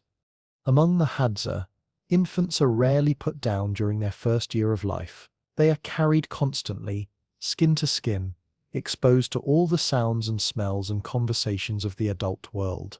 This is not neglect of infant needs, but recognition that babies are designed to learn through proximity, through being included rather than protected from the complexity of real life. Toddlers are not confined to childproof environments or hovered over by anxious parents. They wander freely around camp, exploring whatever interests them, returning to adults when they need comfort or food, but otherwise learning about the world through direct experience rather than mediated instruction. Older children, usually between the ages of 4 and 7, begin trailing adults in foraging excursions, not as burdens to be entertained, but as apprentices learning plant knowledge and trail logic and animal behavior long before anyone thinks to formally teach them anything.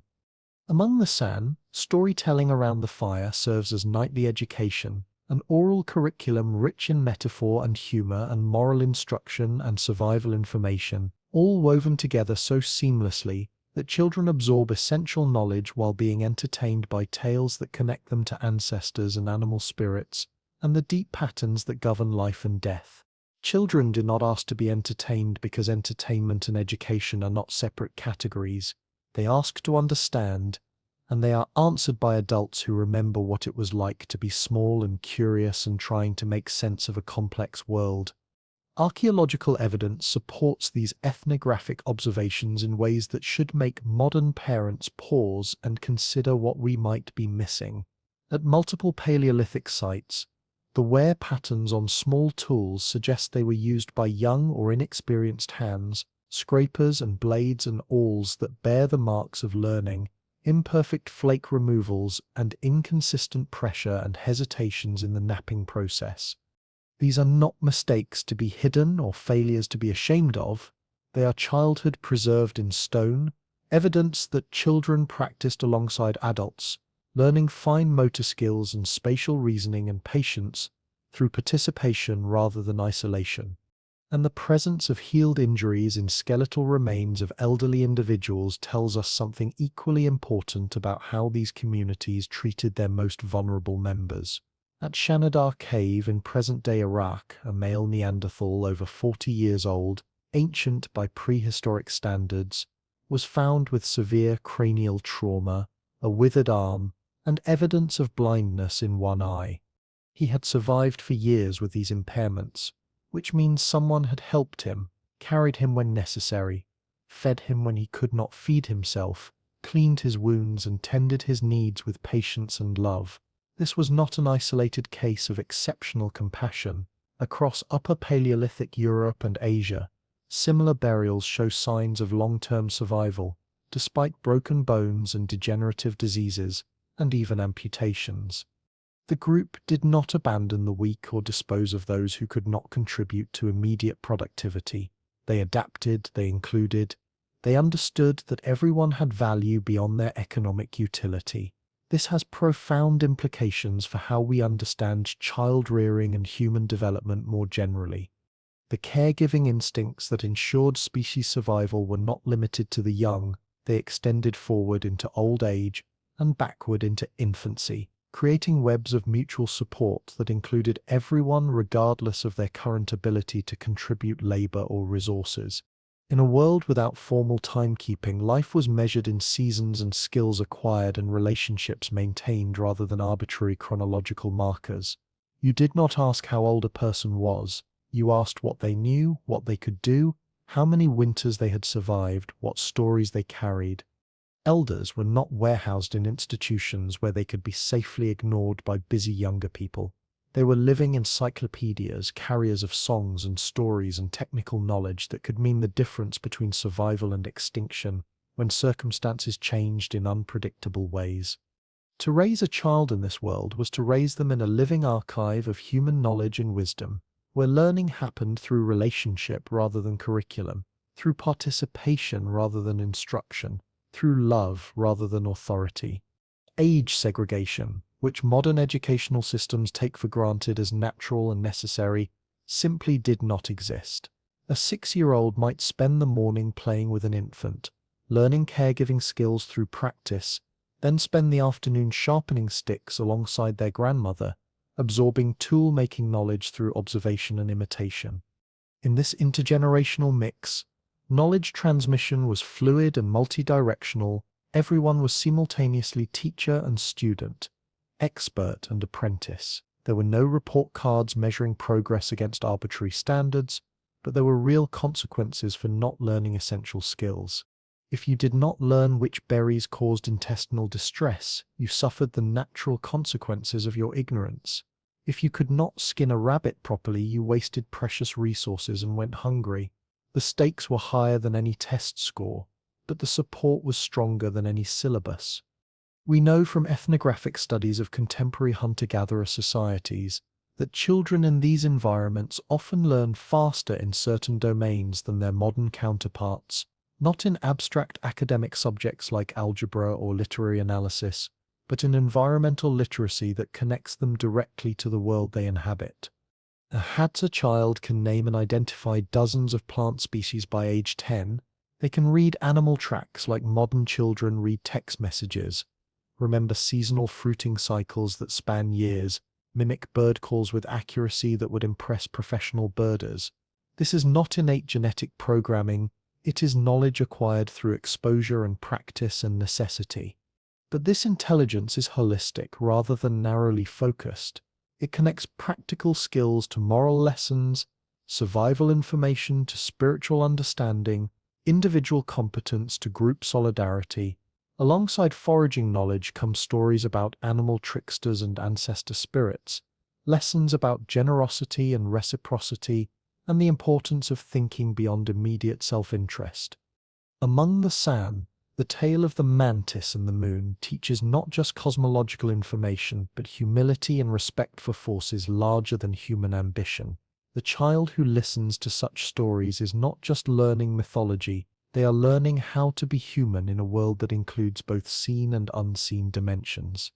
Without clocks dictating artificial schedules, time was learned through pattern and rhythm, through the shifting angle of light that marked the passage of hours, through the migrations of birds that announced seasonal changes, through the taste differences between early and late season roots that taught patience and timing.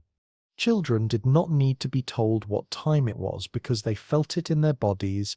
They internalized natural rhythms long before their minds could label or categorize temporal experience. Waking and sleeping, gathering and sharing, working and resting, these were not slots in a schedule but pulses in a communal life that included everyone. To raise a child without artificial timekeeping was not to neglect structure or discipline. It was to embed structure in the world itself, to teach rhythm through relationship rather than through mechanical measurement. Even play had serious functions that modern adults often fail to recognize. Children made miniature tools and practiced adult skills and role-played hunting expeditions and gathering trips. These games were not trivial entertainment, but rehearsal for real life, practice sessions that built competence and confidence in a context where mistakes were safe, but learning was essential. And this play took place in the same physical space as adult work. There was no daycare center or separate playground where children could be contained and supervised by specialists. The camp was simultaneously school and hospital and home and workplace, unified by shared presence rather than divided by institutional function. Children were not protected from the realities of life and death. They saw animals being butchered and tools being made, and adults arguing and making up and dealing with illness and injury and loss. They were present for births and deaths and all the messy, complicated, beautiful business of being human.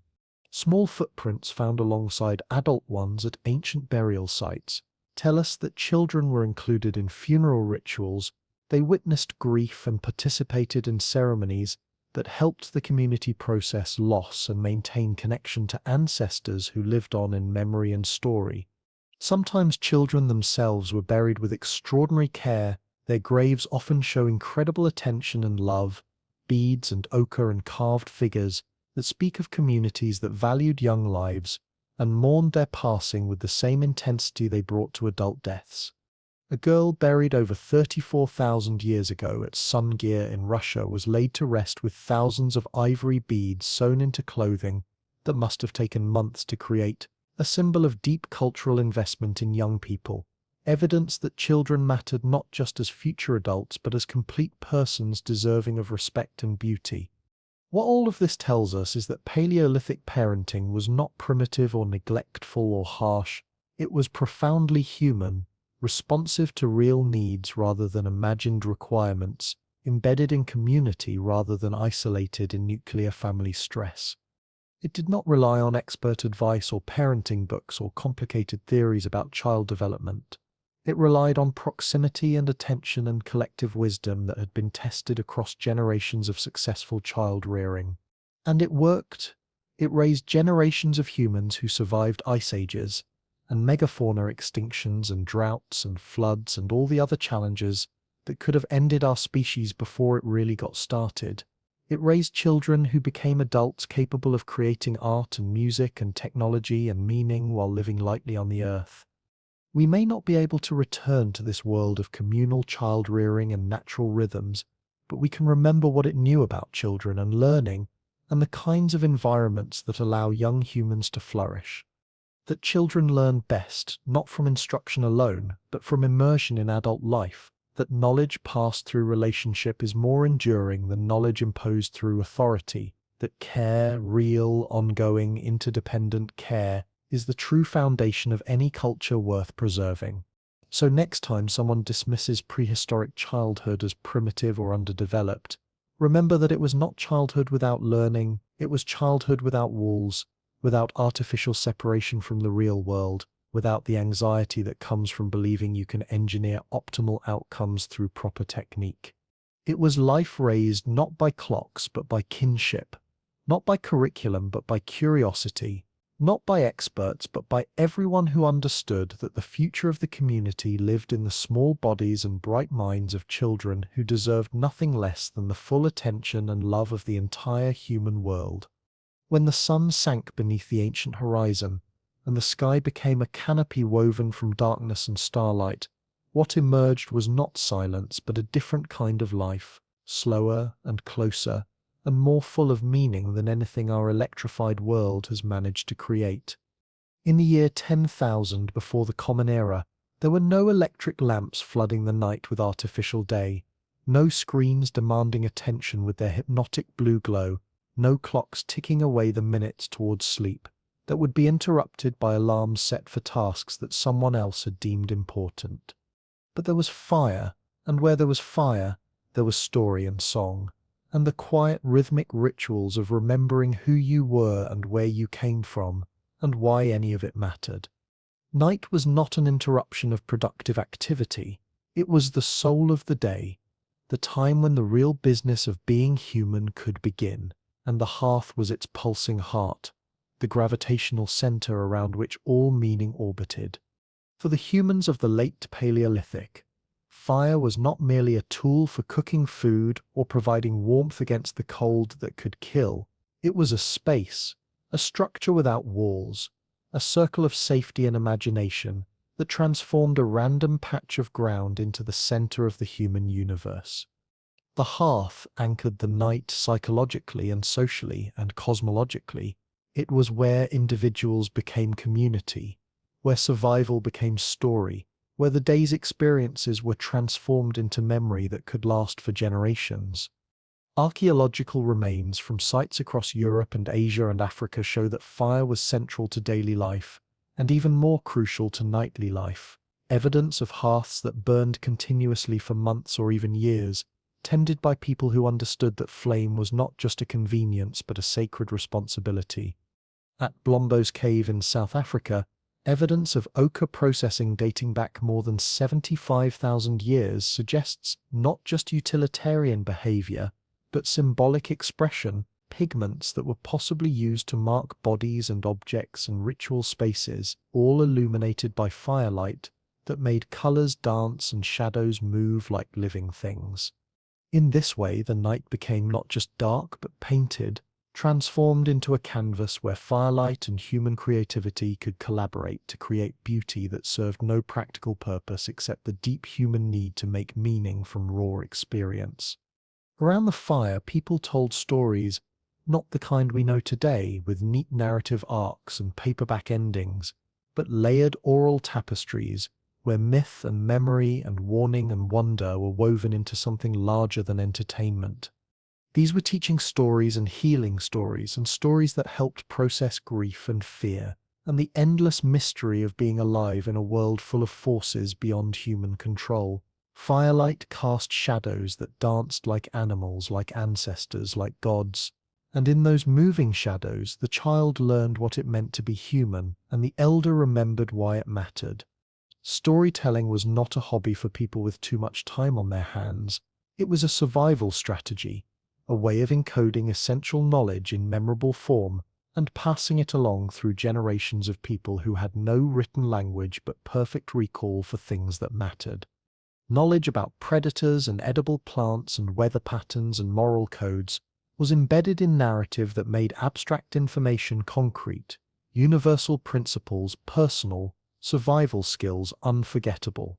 The fire was the original classroom, the first library, the archive where everything important was stored, not in books but in living memory.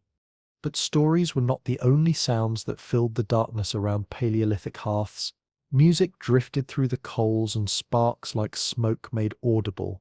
Flutes carved from vulture bone and mammoth ivory, like those found at Hohlefels and Geissenklosterle in present-day Germany, and dating back over 40,000 years, could produce full ranges of notes arranged in scales that modern ears would recognize as musical.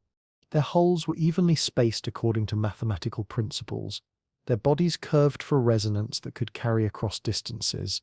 This was not accidental sound-making by people who had stumbled onto the idea of music.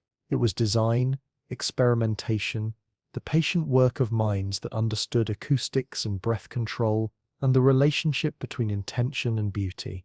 Alongside the flutes came drums, almost certainly stretched animal hides over wooden frames, percussion instruments that could keep rhythm and coordinate movement, and create the kind of steady heartbeat that helps groups synchronize their breathing and thinking and feeling. Some researchers believe that certain rocks found at Paleolithic sites may have served as lithophones, natural stone formations that could produce musical tones when struck with hammers or mallets, turning the landscape itself into an instrument. The night, in other words, had a soundtrack, and with that soundtrack came movement that was not just entertainment but ritual, therapy, communication that happened below the level of words. Dancing was not recreational activity for people with energy to burn, it was medicine, psychology, spiritual practice, all rolled into one. In many contemporary hunter-gatherer societies, dance serves as communal regulation, a way to express emotions that cannot be spoken, resolve tensions that threaten group harmony, induce trance states that open doors to other kinds of consciousness. The San of Southern Africa still perform healing dances around fires, using circular movement and hyperventilation and rhythmic clapping to enter altered states where shamans can extract illness and restore balance to individuals and communities. If such practices have survived for thousands of years in recognizable form, we can imagine their Paleolithic ancestors swaying under the same stars, fire casting flickering shadows across faces painted with ochre and hope. Language, too, deepened around the hearth in ways that daylight conversation could not match. In the dark, subtlety mattered more than volume, whispered signals more than shouted commands. Around the fire, people practiced mimicry and intonation and the slow transformation of sound into symbol that we call speech. Some linguists suggest that the narrative impulse, the desire to link events into cause and effect, to impose order on chaos through storytelling, is older than grammar itself, that the fire circle may have been the birthplace of language as we know it. And then there was mimicry, not just for communication but for empathy, the slow process by which humans learn to read each other's emotions and intentions and needs. Around the fire, people mirrored each other's expressions and gestures and moods. It was how they synchronized, how they knew when someone was angry or grieving or joking or afraid. This nightly intimacy, repeated across millennia, helped wire the human brain for social cognition in ways that isolated individuals simply cannot achieve. Firelight sculpted faces in ways that daylight never could. You learned to know people by how they looked when lit from below, and those long gazes across coals taught lessons about trust and deception and love that no amount of small talk could replicate. Repair happened here too, not just of tools, though yes, stone edges were resharpened and sinew bindings retied and wooden shafts inspected for cracks that could mean the difference between successful hunt and empty-handed return. But emotional repair, psychic maintenance, The kind of healing that can only happen when people have time and space to process the unspoken tensions that accumulate during days of close cooperation. The fire heard confessions that could not be spoken in daylight. It held space for mourning that had to be completed before morning, absorbed the kind of grief and fear and anger that could tear a group apart if left unaddressed. Around the flames, people practiced the ancient arts of forgiveness and reconciliation and letting go. Evidence of this emotional dimension is harder to find in archaeological records than stone tools and animal bones, but it's not impossible to detect.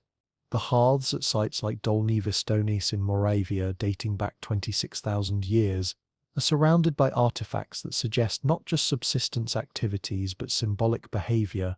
Figurines and ornaments and ochre-stained stones cluster around fire sites in patterns that speak of ritual activity, of ceremonies that transformed ordinary evenings into something larger and more meaningful. The proximity of art and fire is not coincidental. They belong together, not just because flame provides illumination, but because firelight creates the kind of consciousness that allows beauty to emerge from raw materials. The hearth was also the Paleolithic equivalent of a therapist's office. Night brought fears of predators and death and dreams that could terrify as much as inspire, but in the circle of firelight, these anxieties were shared rather than suffered in isolation. Laughter could diffuse tension. Story could transform terror into narrative that made sense of senseless things. One of the oldest functions of myth is to make the unbearable bearable, to take the raw chaos of existence and shape it into patterns that human minds can grasp and work with.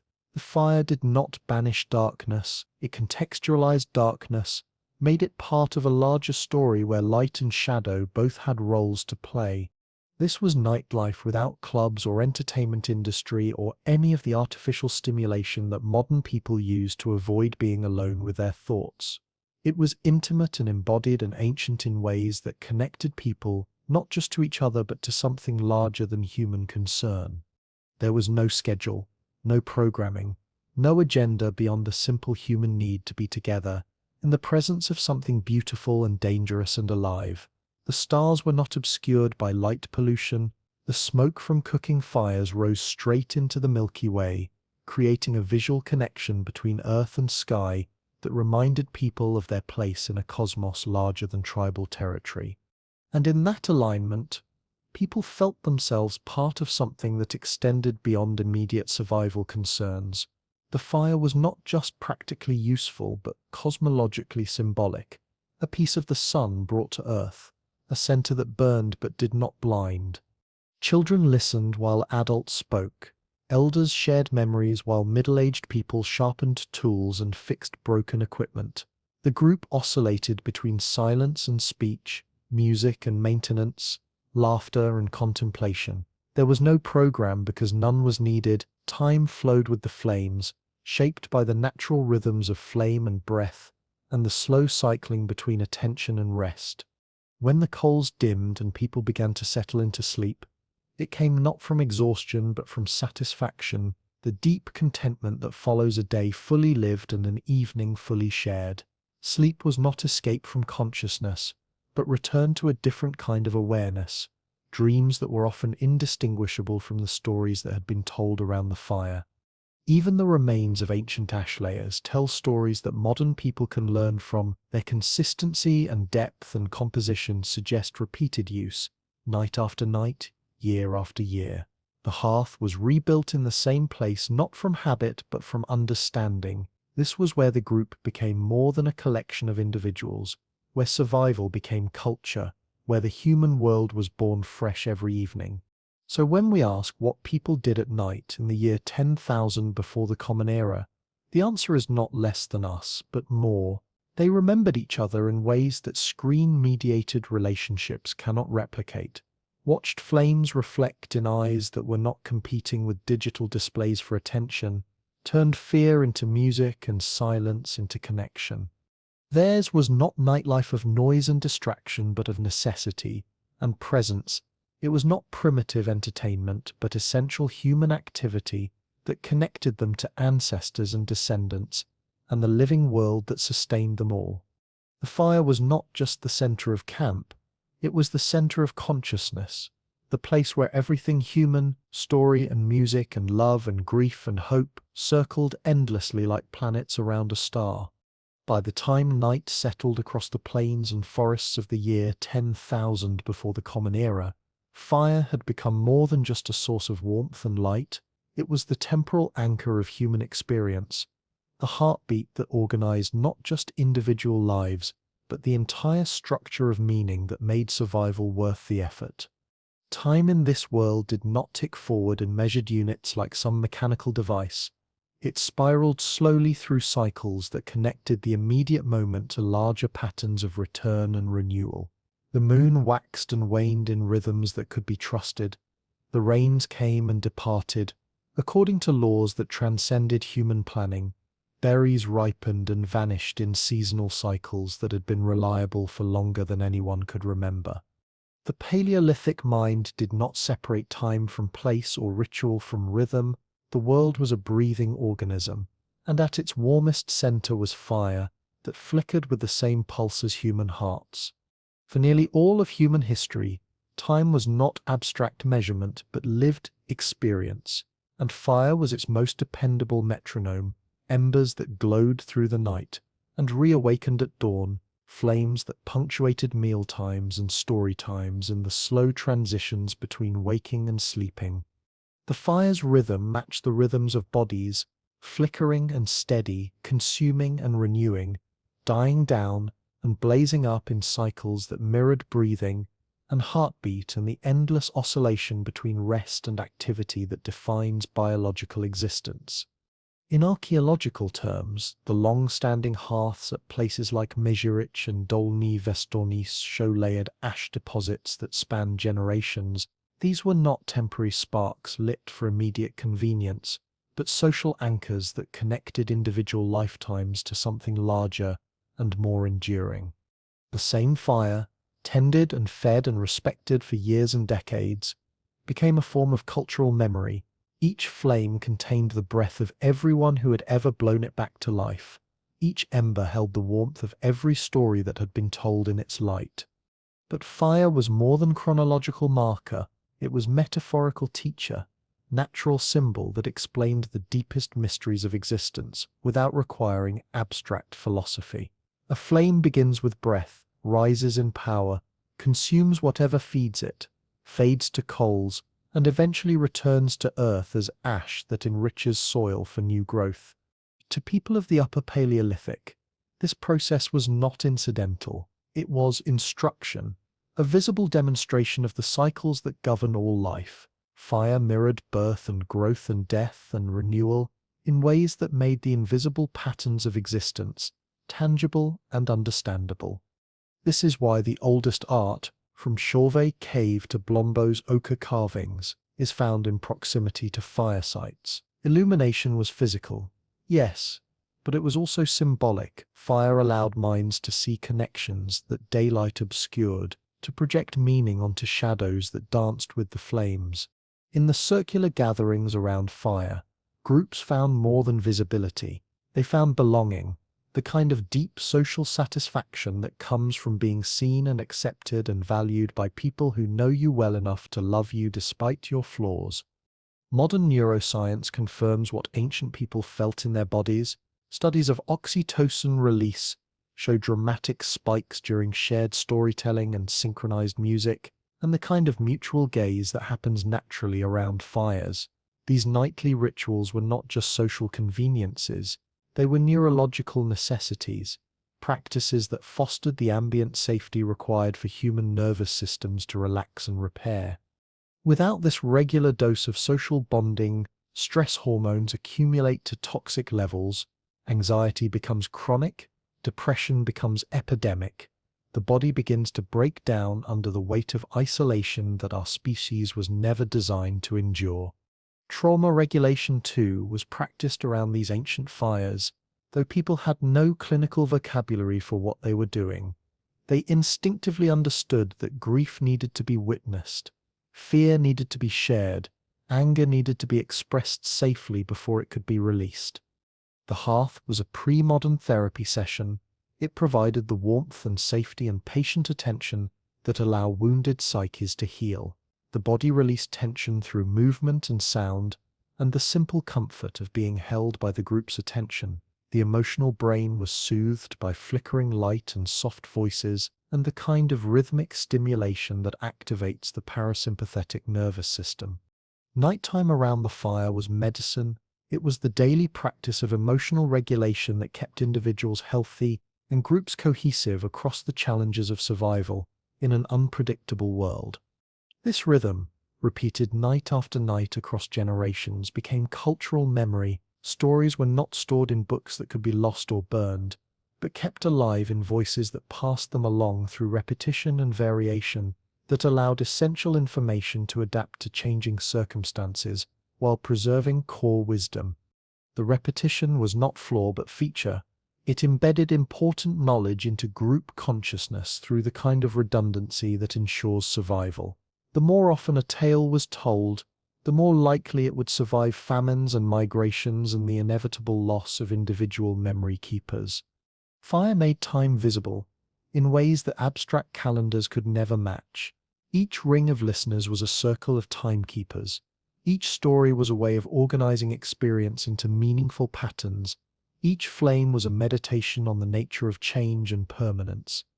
Anthropologists studying present-day hunter-gatherer groups like the Hadza of Tanzania or the Jewels Hoanzi of the Kalahari have documented significant differences between daytime and nighttime behavior around fires. By day, conversation tends to be practical and utilitarian, focused on immediate needs and logistical planning. But by night, when flames create a circle of intimacy that excludes the larger world, narrative dominates, myths and memories and moral instruction, and the kind of speculative thinking that connects immediate experience to larger questions about meaning and purpose. Fire creates a temporal shift that opens space for reflection and introspection. It allows the mind to move from survival mode to contemplation mode, from individual concern to collective wisdom. The cognitive shift from linear to cyclical thinking is profound. In firelight, time is not marching towards some distant goal, but returning through memory and story to experiences that connect past and future. Elders become living libraries. Children inherit not just genetic material but cultural knowledge. The group becomes an archive of experience that can draw on accumulated wisdom to navigate present challenges. This is not nostalgia. It is structure, a way of organizing human knowledge that does not depend on external storage devices. Time is built from what is remembered rather than what is scheduled, and what is remembered is what has proven useful for survival and meaning-making across generations of people who understood that forgetting essential knowledge could mean death. The metaphor of fire also shaped approaches to mortality and grief. Burial sites with traces of ochre and scorched stones and charred offerings suggest that death was not understood as termination, but as transformation. Fire, like death, changed matter without destroying it, turning flesh to smoke, presence to absence, but never to nothing. In this way, time after death was not silence, but reverberation. The dead were remembered around fires that connected their stories to ongoing life, their wisdom to present challenges, their love to future generations, and that remembering, that active inclusion of ancestors in daily consciousness, echoed through the design of everything from tools to shelters. Circular hearths inspired circular dance paths and circular camps. Even temporary dwellings were arranged with fire at the center, not just for practical reasons but for cosmological ones. The fire was the sun at the heart of the human solar system, the fixed point around which all activity revolved. In symbolic terms, the hearth was the first temple, not built of stone that would last for millennia, but created from attention that renewed itself every evening. It was architecture made of intention rather than materials, sacred space that existed only as long as people gathered to maintain it. Modern psychology supports what ancient intuition practiced. Attention naturally narrows around fire, heart rate slow, breathing deepens, The mind enters a meditative state that promotes the kind of default mode network activity associated with creativity and self-reflection. Some theorists suggest that firelight helps shape human consciousness, not through utility alone but through the trance-like states it induced. The gentle randomness of flame activates brain networks responsible for daydreaming and memory integration, and the kind of loose associative thinking that generates insights and innovations.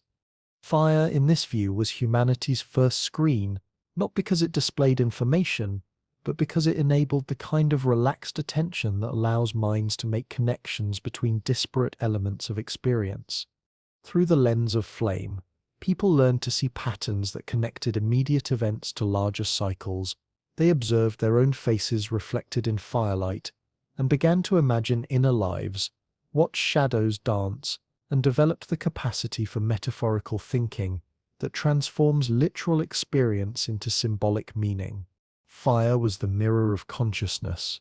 It reflected back the human capacity for transformation, for taking raw materials and turning them into something that served purposes beyond mere survival. And so when fire burned low and people settled into sleep, they did not exit time but entered it differently. Dreams came more easily when the day had been properly digested through story and song. Fears softened when they had been shared rather than suffered alone. The warmth of coals beneath sleeping hides, the rhythmic breathing of companions, the final hiss of sap from burning wood, all of it reminded them that time was not a linear march toward some distant destination, but a spiral dance that returned them each night to the eternal present, where love and safety and meaning could be found. So much of what we now call civilization grew from that soft orange glow. Before temples built of stone, there were hearths built of attention. Before scrolls that preserved knowledge in written form, there were stories that kept wisdom alive in living voices. Before clocks that measured time mechanically, there were coals that marked time organically. And before history began recording the deeds of kings and the boundaries of empires, there was memory kept alive, not through external storage, but through the eternal return to fire and the stories that circled around it like prayers made of breath and intention.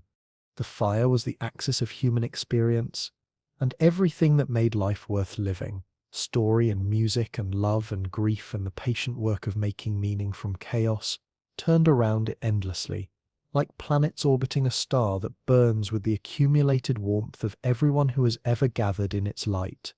Before we learned to build walls that separated us from the natural world, before we planted seeds that tied us to particular patches of earth, and long before we named ourselves civilized and began counting time in linear progression towards some imagined future perfection, we were already not alone. Somewhere in the slow-turning millennia before the Common Era, beneath birch trees and bone-colored moons, another species walked beside us, not summoned by force or bred into submission or trained to serve human purposes, but drawn by something more ancient and mysterious than dominance. It was proximity, patience, and the shared pulse of survival that connected two very different kinds of consciousness, in ways that neither conquest nor domestication could explain. In the year 10,000 before the Common Era, on the frost-bitten banks of rivers whose names have been forgotten by everyone except the stones that still remember their courses, humans were still nomadic bands of hunters and gatherers, but archaeological sites like Bono-Castle in modern-day Germany tell us that by this time we were already burying dogs. Not as tools or resources or property, but as companions, as members of the family who had earned their place through loyalty and service, and something that looks very much like love. At Castle, the remains of a human and a dog were interred side by side, both showing evidence of careful burial practices, but more remarkably, the dog had survived a serious illness during its lifetime, which means someone had fed it and tended it and kept it alive during a period when it could not contribute to the group's survival. In evolutionary terms, this act was revolutionary. It meant humans were not just tolerating dogs or using them for immediate practical purposes, they were healing them, investing time and resources in their recovery, treating them as beings whose lives had value beyond their economic utility. Popular mythology about domestication still echoes with narratives of conquest and control, as if early humans had simply whistled and wild wolves had come running, ready to trade their freedom for regular meals and protection from larger predators. But what actually happened was slower, subtler, more mysterious than any story of human dominance.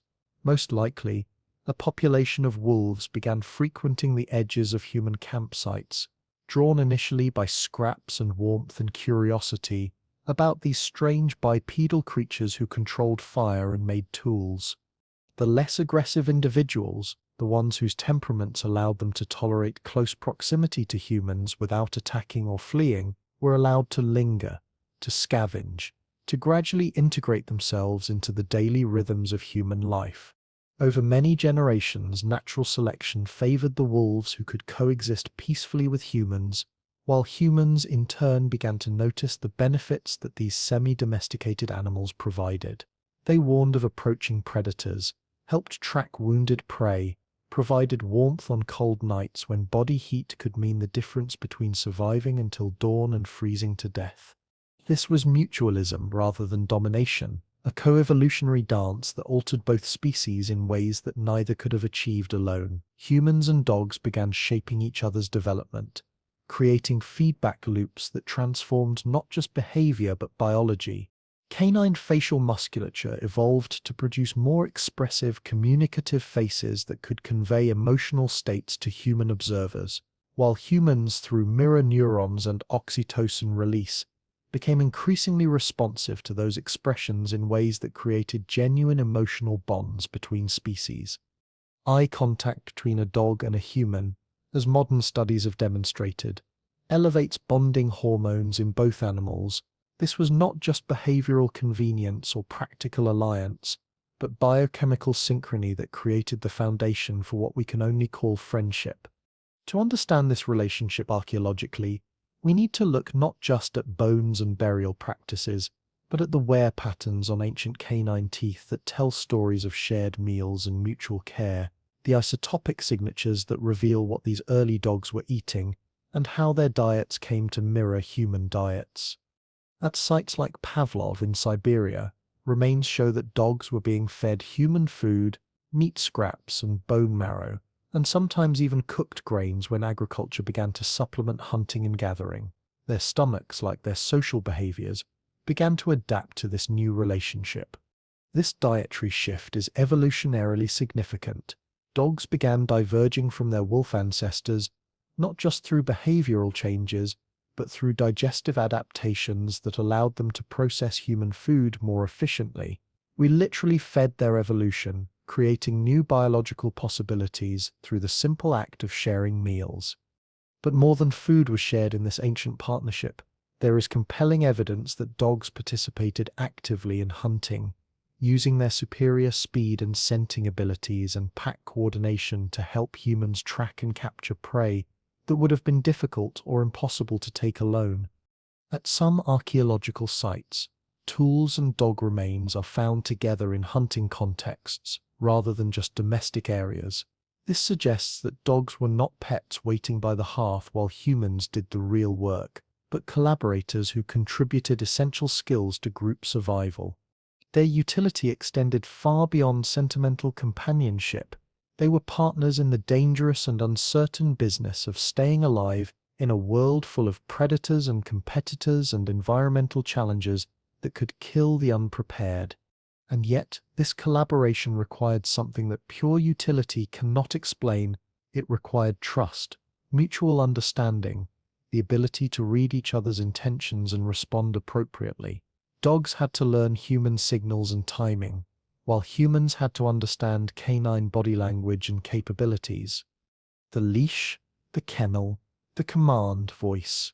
These are much later inventions that reflect a more hierarchical relationship than what probably existed in 10,000 BCE. What we see in the archaeological record suggests something more fluid and egalitarian, dogs who could come and go, who could follow a band for seasons and then disappear to pursue their own interests. But while the partnership lasted, It transformed the texture of daily life in ways that went far beyond practical considerations. Dogs provided security through their acute senses and willingness to sound alarms, companionship during long travels and lonely nights, warmth when fires burned low, and bodies needed additional heat to survive. In return, they received not just food and protection, but inclusion in the social fabric of human groups. They became characters in the ongoing story of survival and meaning-making that connected individual lives to larger purposes. This mutualistic relationship is documented not just through bones and tools, but through burial practices that suggest genuine grief and loss when dogs died. At Bonoba Castle and other sites, dogs were interred with grave goods and ritual care that speaks of emotional bonds rather than mere disposal of useful objects. These are not signs of livestock management. They are evidence of mourning, of communities that understood loss and felt compelled to honor relationships that had mattered to them during life. The humans who buried these dogs with ceremony and gifts were processing grief, acknowledging the end of partnerships that had been meaningful enough to warrant remembrance, and that level of emotional investment suggests that the relationship had transcended mere utility to become something approaching love. What's particularly fascinating is how this early human-dog relationship may have influenced the development of human consciousness and social cognition. The presence of a loyal, non-verbal, emotionally attuned companion may have reinforced certain cognitive traits that were already emerging in our species. Empathy, anticipation, symbolic thinking, all of these capacities could have been strengthened through daily interaction with animals who responded to tone and gaze and gesture, who required humans to develop subtlety in communication and sensitivity to nonverbal cues. A dog responds to emotional states that humans might not even be consciously aware of: anxiety, excitement, sadness, anger. All of these are detectable to canine senses in ways that require humans to become more self-aware and emotionally intelligent. Children growing up with such creatures would have learned early lessons in empathy and responsibility, and the patient observation required to understand the needs and desires of beings who could not speak human language, but could communicate clearly through behavior and body language. This kind of interspecies communication may have been developmentally significant for our species. It required forms of intelligence that were different from tool-making or hunting, but equally important for creating the complex social relationships that define human culture. Ethnographic parallels support this interpretation. Among contemporary hunter-gatherer groups like the San people of southern Africa, dogs are not just tools or pets, but integral members of social groups who participate in hunts and share food, directly from cooking fires and sleep alongside human family members. Among Arctic peoples, dogs serve not just as sled pullers and pack animals, but as companions and sometimes even emergency food sources during desperate times. But they are also named individuals with recognized personalities, mourned when they die, remembered in stories that preserve their contributions to group survival. In both cases, dogs occupy a unique position in the social hierarchy.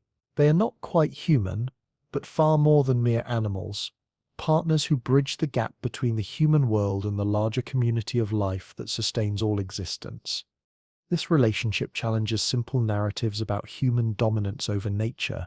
Here we see evidence of partnership rather than conquest, mutual benefit rather than exploitation, emotional bonds that transcended species boundaries in ways that created something new in the evolutionary record. The phrase "man's best friend" actually flattens the complexity of this relationship. It suggests ownership and hierarchy and loyalty on demand, which is not what the archaeological evidence shows.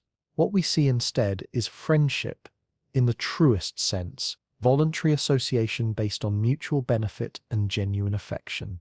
The dog did not submit to human authority, it chose proximity to human communities and found ways to make itself useful and valued. The human did not command obedience. They offered space and food and protection in exchange for services that enhanced group survival and quality of life.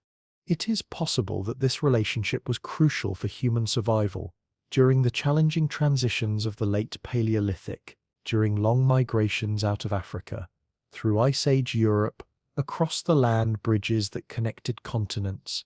Dogs served as scouts and guards and companions, who made dangerous journeys more survivable. Their presence made camps more alert and sleep more secure. They provided early warning systems that allowed humans to rest without constant vigilance, scavenged remains that reduced waste and attracted fewer scavengers, kept children company when adults were busy with essential tasks. They were not just present for the good times, they shared the hunger and cold and grief that defined so much of prehistoric life, suffered alongside humans through famines and migrations, and the endless uncertainty of existence without guarantees. In this sense, we did not domesticate the dog through force or clever manipulation. We found each other in the wild spaces between human and animal consciousness, and in that finding, we changed each other in ways that neither species could have achieved alone. Our brains and hearts and cultures still bear the imprint of this ancient friendship, the capacity for interspecies empathy, the ability to read emotional states in nonverbal creatures, the tendency to anthropomorphize animals and include them in moral communities that extend beyond our own species. The bones buried in ancient graves speak not of conquest but of cooperation, not of dominance but of partnership, and what they reflect is something soft and warm and shared, a form of love that crossed species boundaries and enriched both partners in ways that pure utility could never explain. The dog did not become human, but in many ways it helped us become more human, more empathetic, more watchful, more capable of forming bonds that transcended immediate self-interest. It curled beside our fires not as servant but as friend, and what it reflected back to us was something worth preserving, the capacity for loyalty and affection and trust that makes survival worthwhile. So when we look back to 10,000 years before the Common Era, let us remember not just the spears and stone tools that helped our ancestors survive. Let us also see the quiet silhouette beside the hearth, the first wag of a tail that meant recognition and acceptance, and the choice to stay together through whatever challenges the world might offer. Before the plough carved the first furrow, before the pyramid rose from engineered ambition, before we learned to write down the names of kings or carve the laws of gods into permanent stone, we painted animals with reverence and precision on the walls of caves, using ochre and charcoal and manganese black and hematite red to create galleries that lasted longer than empires. These were not idle doodles by people with too much time and too little purpose.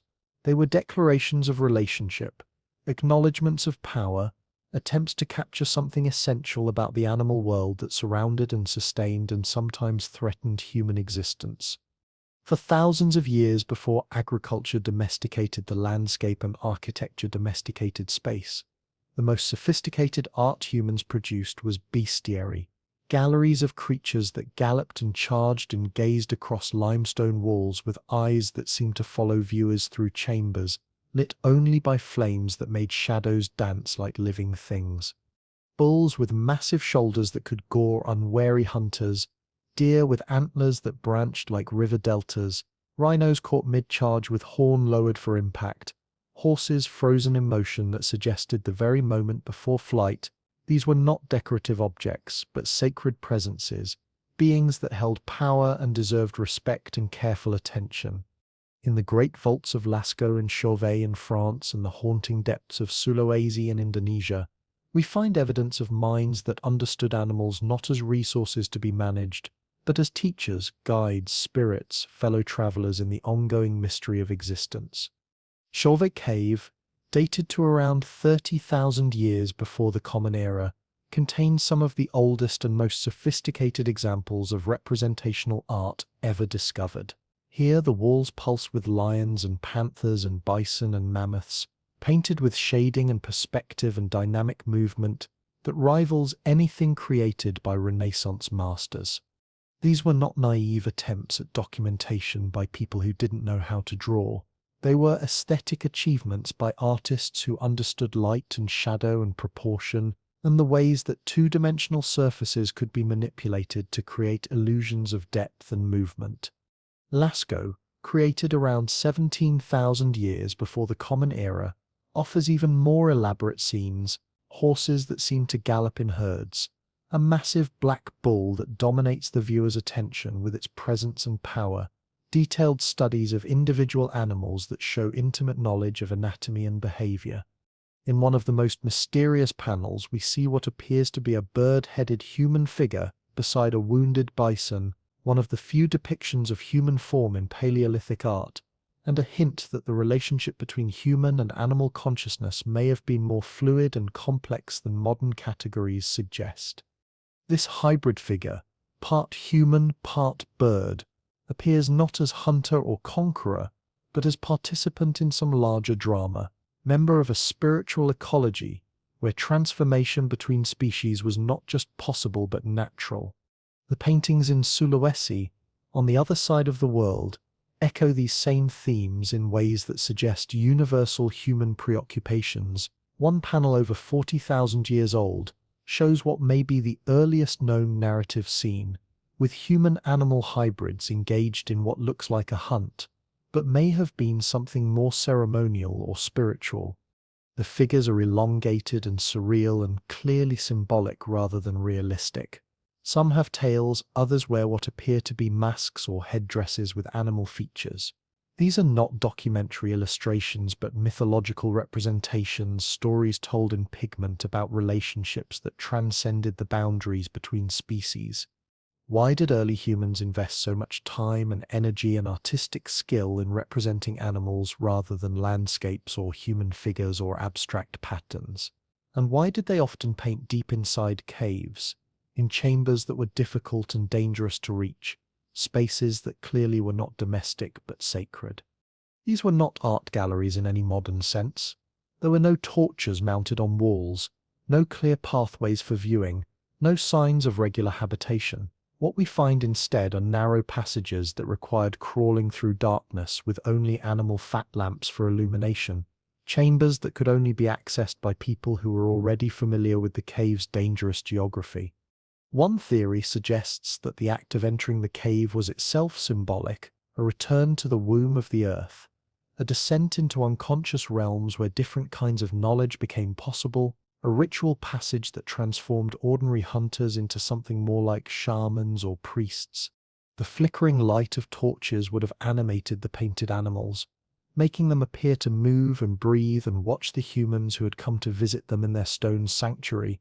This was not static art, but primitive cinema, images that came alive in the presence of fire and human attention. The role of animals in these underground ceremonies was clearly central rather than peripheral. The creatures painted were often those most important to human survival, reindeer and aurochs and horses and mammoths, but they were rarely shown being hunted or killed or butchered.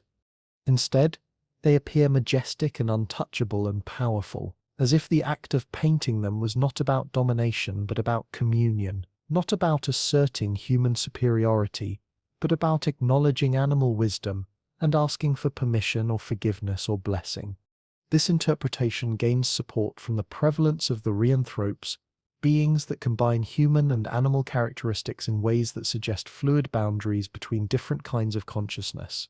The sorcerer figure in the cave of Trois Frères in France, painted around 13,000 years before the Common Era, is a classic example.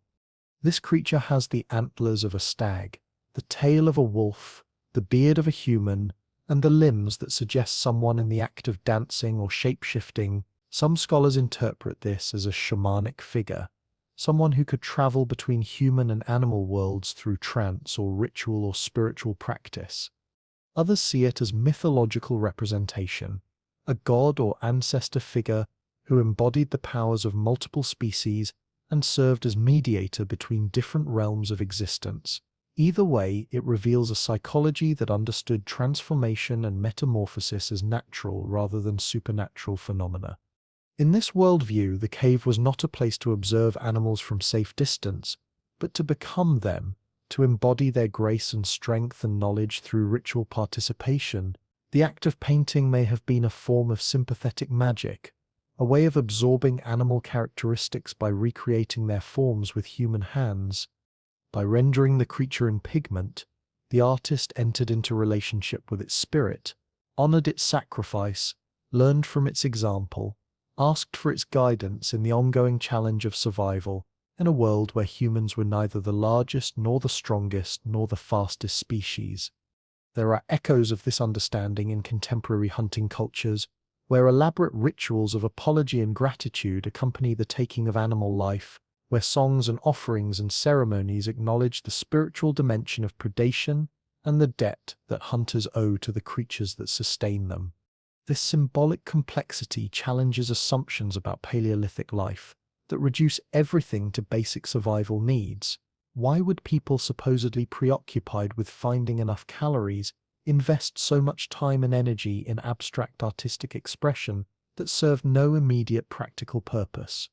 But the assumption itself reveals modern bias for Paleolithic humans. Survival and symbolism were not separate categories of activity. Knowing the land and tracking prey and reading weather signs all required the same cognitive capacities that enabled artistic expression, pattern recognition, spatial memory, the ability to think abstractly about relationships between things. The mind that could follow animal tracks through snow could also follow metaphorical connections through painted narratives. The hand that could shape stone tools could also shape symbolic meaning through pigment and line, and the patient accumulation of images that told stories without words. Moreover, the timing of this artistic explosion is significant. The burst of symbolic activity that includes figurines and beads and burial rituals and cave paintings begins around 50,000 years before the Common Era, during what archaeologists call the cognitive revolution. This was not the invention of human intelligence which had been developing for hundreds of thousands of years, but it may have been the moment when intelligence became imagination, when the capacity for language and abstract thought reached some critical threshold that allowed entirely new forms of consciousness to emerge. And this new consciousness was overwhelmingly concerned with animals, not landscapes or celestial phenomena or geometric abstractions, but living creatures that moved and breathed and watched humans with eyes that seemed to hold their own forms of intelligence. Even when human figures appear in Paleolithic art, they are often hybridized or incomplete or clearly secondary to animal presences. It is as if the human self was still forming, still discovering its boundaries and possibilities through relationship with other species. The Venus figurines scattered across Eurasia show female forms that emphasize fertility and abundance, but they are often found in contexts that suggest animal associations, near hearths where meat was cooked, in caves where animal bones accumulate, surrounded by the material culture of hunting and gathering that connected human survival to animal sacrifice. In this symbolic landscape, animals were not objects to be exploited, but subjects to be respected. They were the teachers who showed humans how to move through the world with grace, the providers who gave their lives so that human life could continue, the spirits who connected the visible world to invisible forces that governed life and death and renewal. And that understanding shaped human consciousness in ways that may have been more profound than any technological innovation. It created a psychology of relationship rather than domination, of reciprocity rather than extraction, of humility rather than arrogance in the face of natural forces beyond human control. When we look at these ancient paintings today, we should not ask what they were trying to say, as if they were texts to be decoded according to some linguistic system. We should ask what they were trying to feel, what kind of consciousness required deer to be painted over and over in the same sacred spaces. What kind of memory lived not in words but in pigment and limestone and the patient repetition of images that seemed to matter more than individual comfort or convenience?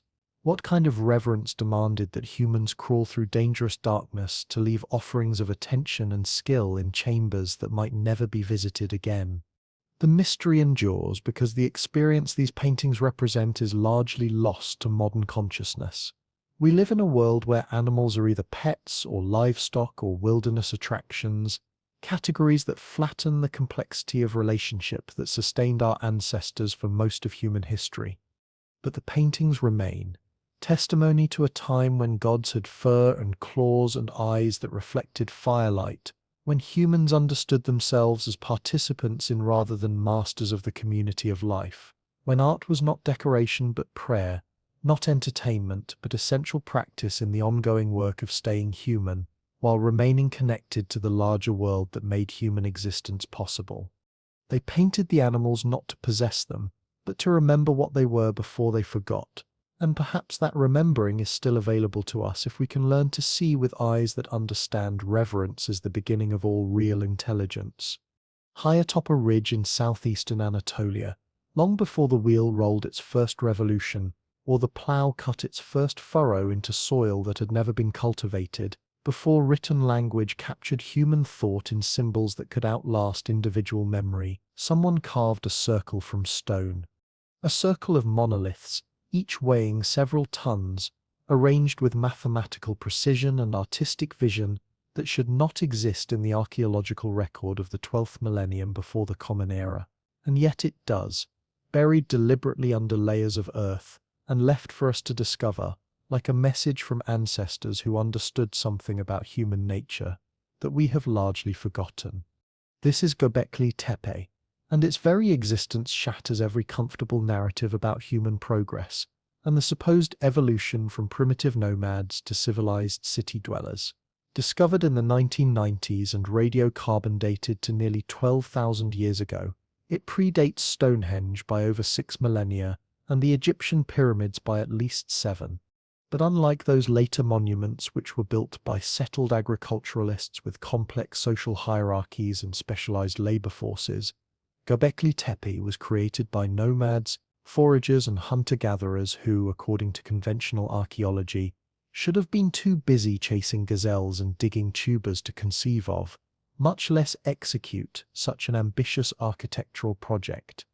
And yet here, in the shadow of the Taurus Mountains, they carved sandstone pillars over 16 feet high, decorated them with reliefs of foxes and snakes and vultures and scorpions and headless human figures, arranged them into concentric enclosures whose symbolic logic we are only beginning to grasp after decades of careful excavation. There is no evidence of domestic architecture at Göbekli Tepe, no homes where families lived, no hearths where daily meals were cooked, no signs of year-round habitation by settled communities. What archaeologists find instead are T-shaped pillars arranged in circular and oval formations, often with a pair of central monoliths that seem to dominate the ritual space like silent guardians.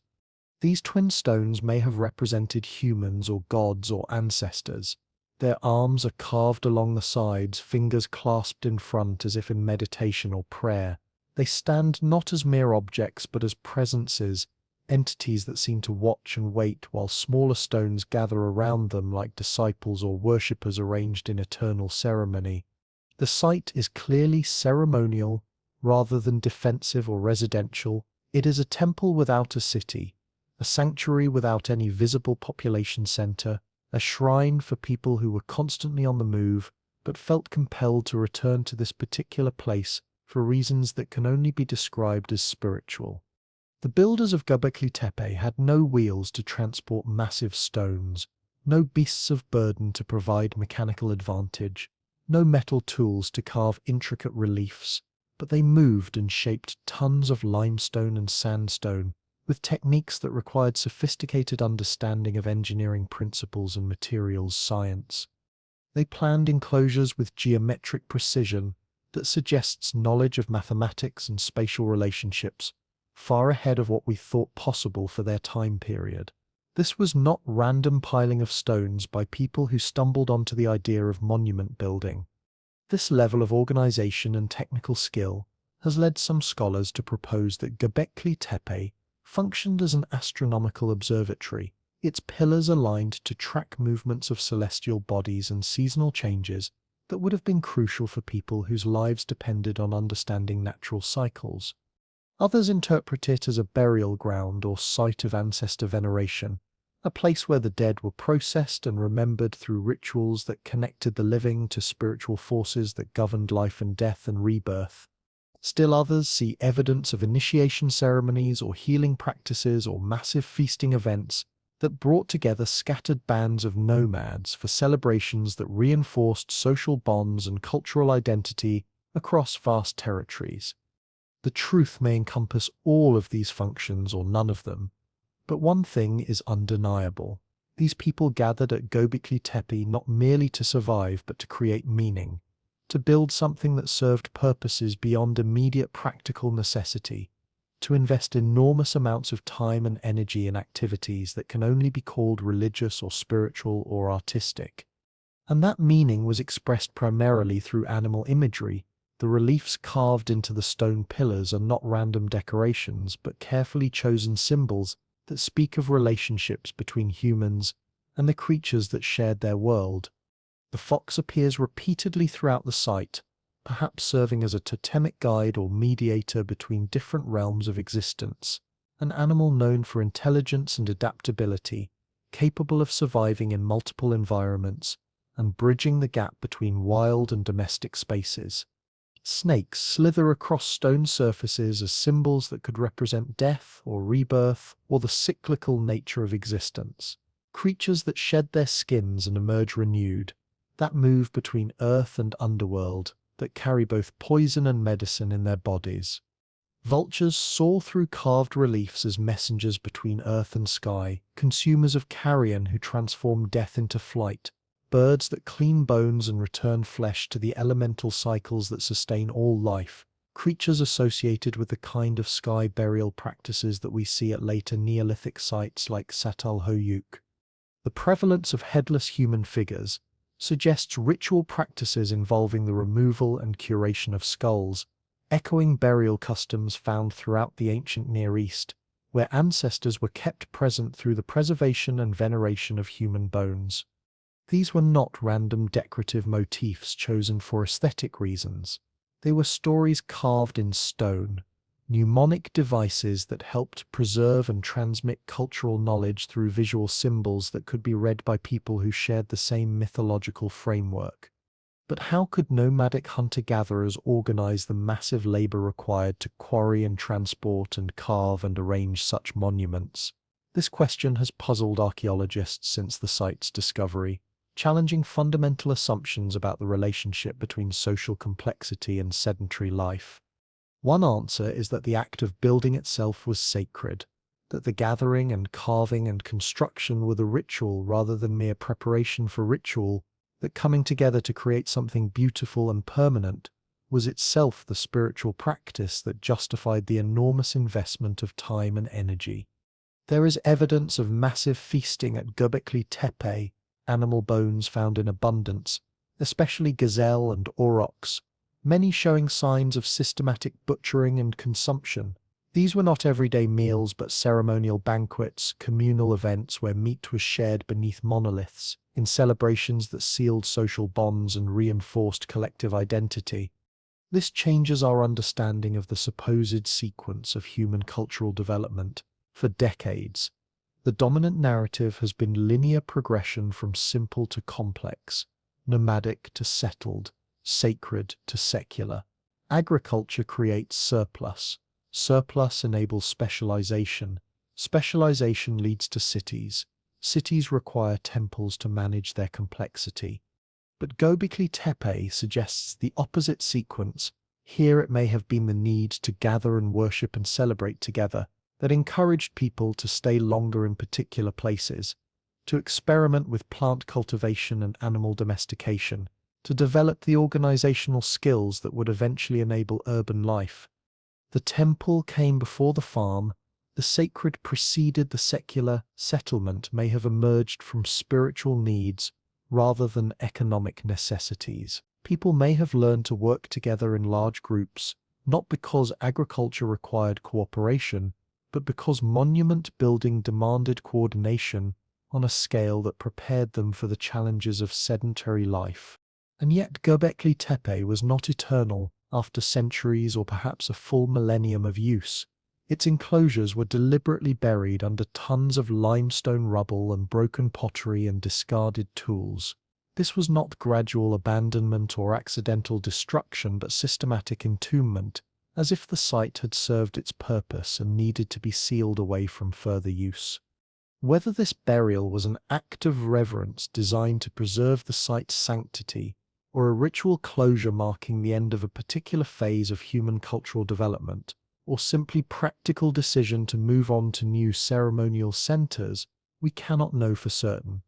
But the deliberate nature of the burial ensured the site's preservation in ways that exposure to weather and human activity would not have allowed. It was hidden beneath the earth like a seed waiting for the right season to emerge, preserved until archaeologists with modern tools and techniques could uncover its secrets.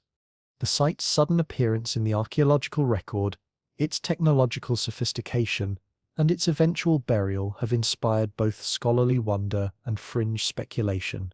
Some theories invoke lost civilizations with advanced knowledge, others propose extraterrestrial intervention, or Atlantean priesthoods with wisdom that somehow disappeared from human consciousness. But the real mystery is more interesting than any fantasy about ancient astronauts or vanished supercivilizations. Göbekli Tepe forces us to confront the possibility that our ancestors were capable of far more than we have given them credit for, not in terms of technology, but in terms of imagination and spiritual sophistication. These were not crude survivalists stumbling towards civilization through trial and error. They were artists and engineers and visionaries who could conceive of projects that would outlast their individual lifetimes, who could coordinate complex labor without written instructions or hierarchical authority, who understood that some things were worth doing even if they served no immediate practical purpose. If hunter-gatherers could cooperate on such monumental projects 12,000 years ago, it suggests that the emotional and cognitive frameworks for civilization were already present long before agriculture or writing or cities, that empathy and planning and shared vision and spiritual imagination were not products of settled life, but prerequisites for it. Even now, only a fraction of Göbekli Tepe has been excavated. Ground-penetrating radar suggests dozens more enclosures buried beneath the surface, each potentially containing new evidence about the minds and cultures that created this impossible monument to human creativity and devotion. Each new discovery might hold another piece of the puzzle, another carved animal or symbolic relief, another circle of stone witnesses to gatherings that happened before history began keeping records. But already the message is clear enough to reshape our understanding of human development. In the 12th millennium before the Common Era, before agriculture or writing or government or any recognizable form of social control, humans were gathering in the shadow of carved animals and creating meaning together. What they remembered or what they invented or what they celebrated remains open to interpretation and debate. But the act itself, the gathering, the carving, the patient work of turning stone into story, has endured across 12,000 years of cultural change and technological development and social evolution, testimony to capacities that were present in human consciousness long before we had words to name them. Göbekli Tepe is not just the oldest known temple. It is proof that the need for meaning and beauty and connection to something larger than individual survival is older than agriculture, older than cities, older than any of the institutions we associate with civilization. Long before we built walls to separate ourselves from the natural world, we built circles to include ourselves in something sacred. Long before we stored grain in silos, we stored stories in stone, and long before we named gods who demanded worship, we walked among carved animals who demanded nothing but attention and respect, and the patient work of remembering what it means to be human. They buried it with intention, layer by layer, stone by stone, as if trying to preserve something too precious to leave exposed or protect something too powerful to remain accessible. In the 11th millennium before the Common Era, the people who had gathered for generations around the carved pillars of Göbekli Tepe made a decision that echoes across 12,000 years like a question we still cannot answer. They deliberately entombed the temple they had built with their own hands, the sacred space where they had feasted and danced and told stories beneath stone animals that watched with eyes that never blinked, and no one knows why. The burial of Göbekli Tepe was not slow weathering or natural erosion or accidental collapse under the weight of time. It was methodical, systematic, purposeful. The circular enclosures that had once been lined with towering T-shaped pillars were filled with limestone rubble and compacted sediment and the detritus of human activity. Broken tools and pottery shards and animal bones mixed together like memories sealed in a time capsule. This backfill was not dumped in haste by people fleeing some disaster. It was layered with care, organized with the same attention to detail that had gone into the original construction. Someone took the time to do this properly, to ensure that the burial would be complete and permanent and effective at hiding what lay beneath. And that means they were not just abandoning a structure, they were closing a chapter, ending a way of life, burying not just stone and mortar but an entire worldview that was circular and mobile and animistic and impermanent in ways that no longer served their changing needs. Archaeologists debate the motivations with the intensity of people trying to solve a murder that happened before history began keeping records. Was the burial a kind of ritual closure, a ceremonial act that marked the end of a spiritual cycle? Some suggest it may have been a way to retire a sacred site that had completed its purpose, like a prayer wheel that had finished turning, or a mandala that had served its contemplative function. Göbekli Tepe may have been ritually entombed to protect its accumulated power, to preserve its sanctity by removing it from the corrupting influence of ordinary time and everyday use. In this interpretation, burial was not destruction but conservation, not abandonment but preservation. Others see darker undertones in the systematic entombment. The 12th and 11th millennia before the Common Era were periods of dramatic ecological and social change. The Younger Dryas Cold period had ended, ushering in the more stable Holocene climate that would enable agricultural development across the Near East. With climate change came shifts in animal migration patterns, changes in plant availability, and the first tentative experiments with cultivation and domestication that would eventually transform human society beyond recognition. The burial of Göbekli Tepe may reflect a moment of cultural trauma, a recognition that the world was changing in ways that made the old spiritual practices obsolete or irrelevant. The foxes that had been so central to the site's symbolism were becoming scarcer as ecosystems shifted. The vultures that had connected earth to sky through their consumption of carrion may have come to represent death and ending rather than transformation and renewal. The entire symbolic vocabulary of the place may have lost its meaning as the people who created it adapted to new environmental realities. Some researchers propose that the burial was an attempt to process collective grief for a vanishing way of life that had sustained human communities for tens of thousands of years, grief for the loss of intimacy with the natural world that sedentary agriculture would gradually replace with management and control. To bury something is to acknowledge its death while simultaneously preserving it, and perhaps that dual gesture, mourning and conservation, reflects the complex emotions of people caught between two worlds, the nomadic past that was ending and the settled future that was beginning. Another theory suggests that burial served to reset the ritual landscape after it had accumulated too much spiritual energy to remain functional. In some traditional societies, sacred spaces are understood to have life cycles, periods of building power followed by necessary dormancy and renewal. Once a temple or shrine has absorbed enough ceremony and prayer and sacrifice, it may be considered complete or exhausted, requiring closure before new sacred spaces can be activated elsewhere. Göbekli Tepe in this view may not have been a singular monument, but part of a larger cycle of construction and burial that extended across generations and landscapes. This interpretation matches the strange dream logic that often governs religious thinking. In dreams and myths and rituals, we bury things that are too powerful to remain visible, too important to be left vulnerable to decay or misuse. We hide treasures that must be preserved for future discovery, seeds that must be planted in darkness before they can sprout in light. What we know for certain is that the people who buried Göbekli Tepe were not the same as those who had first carved its pillars.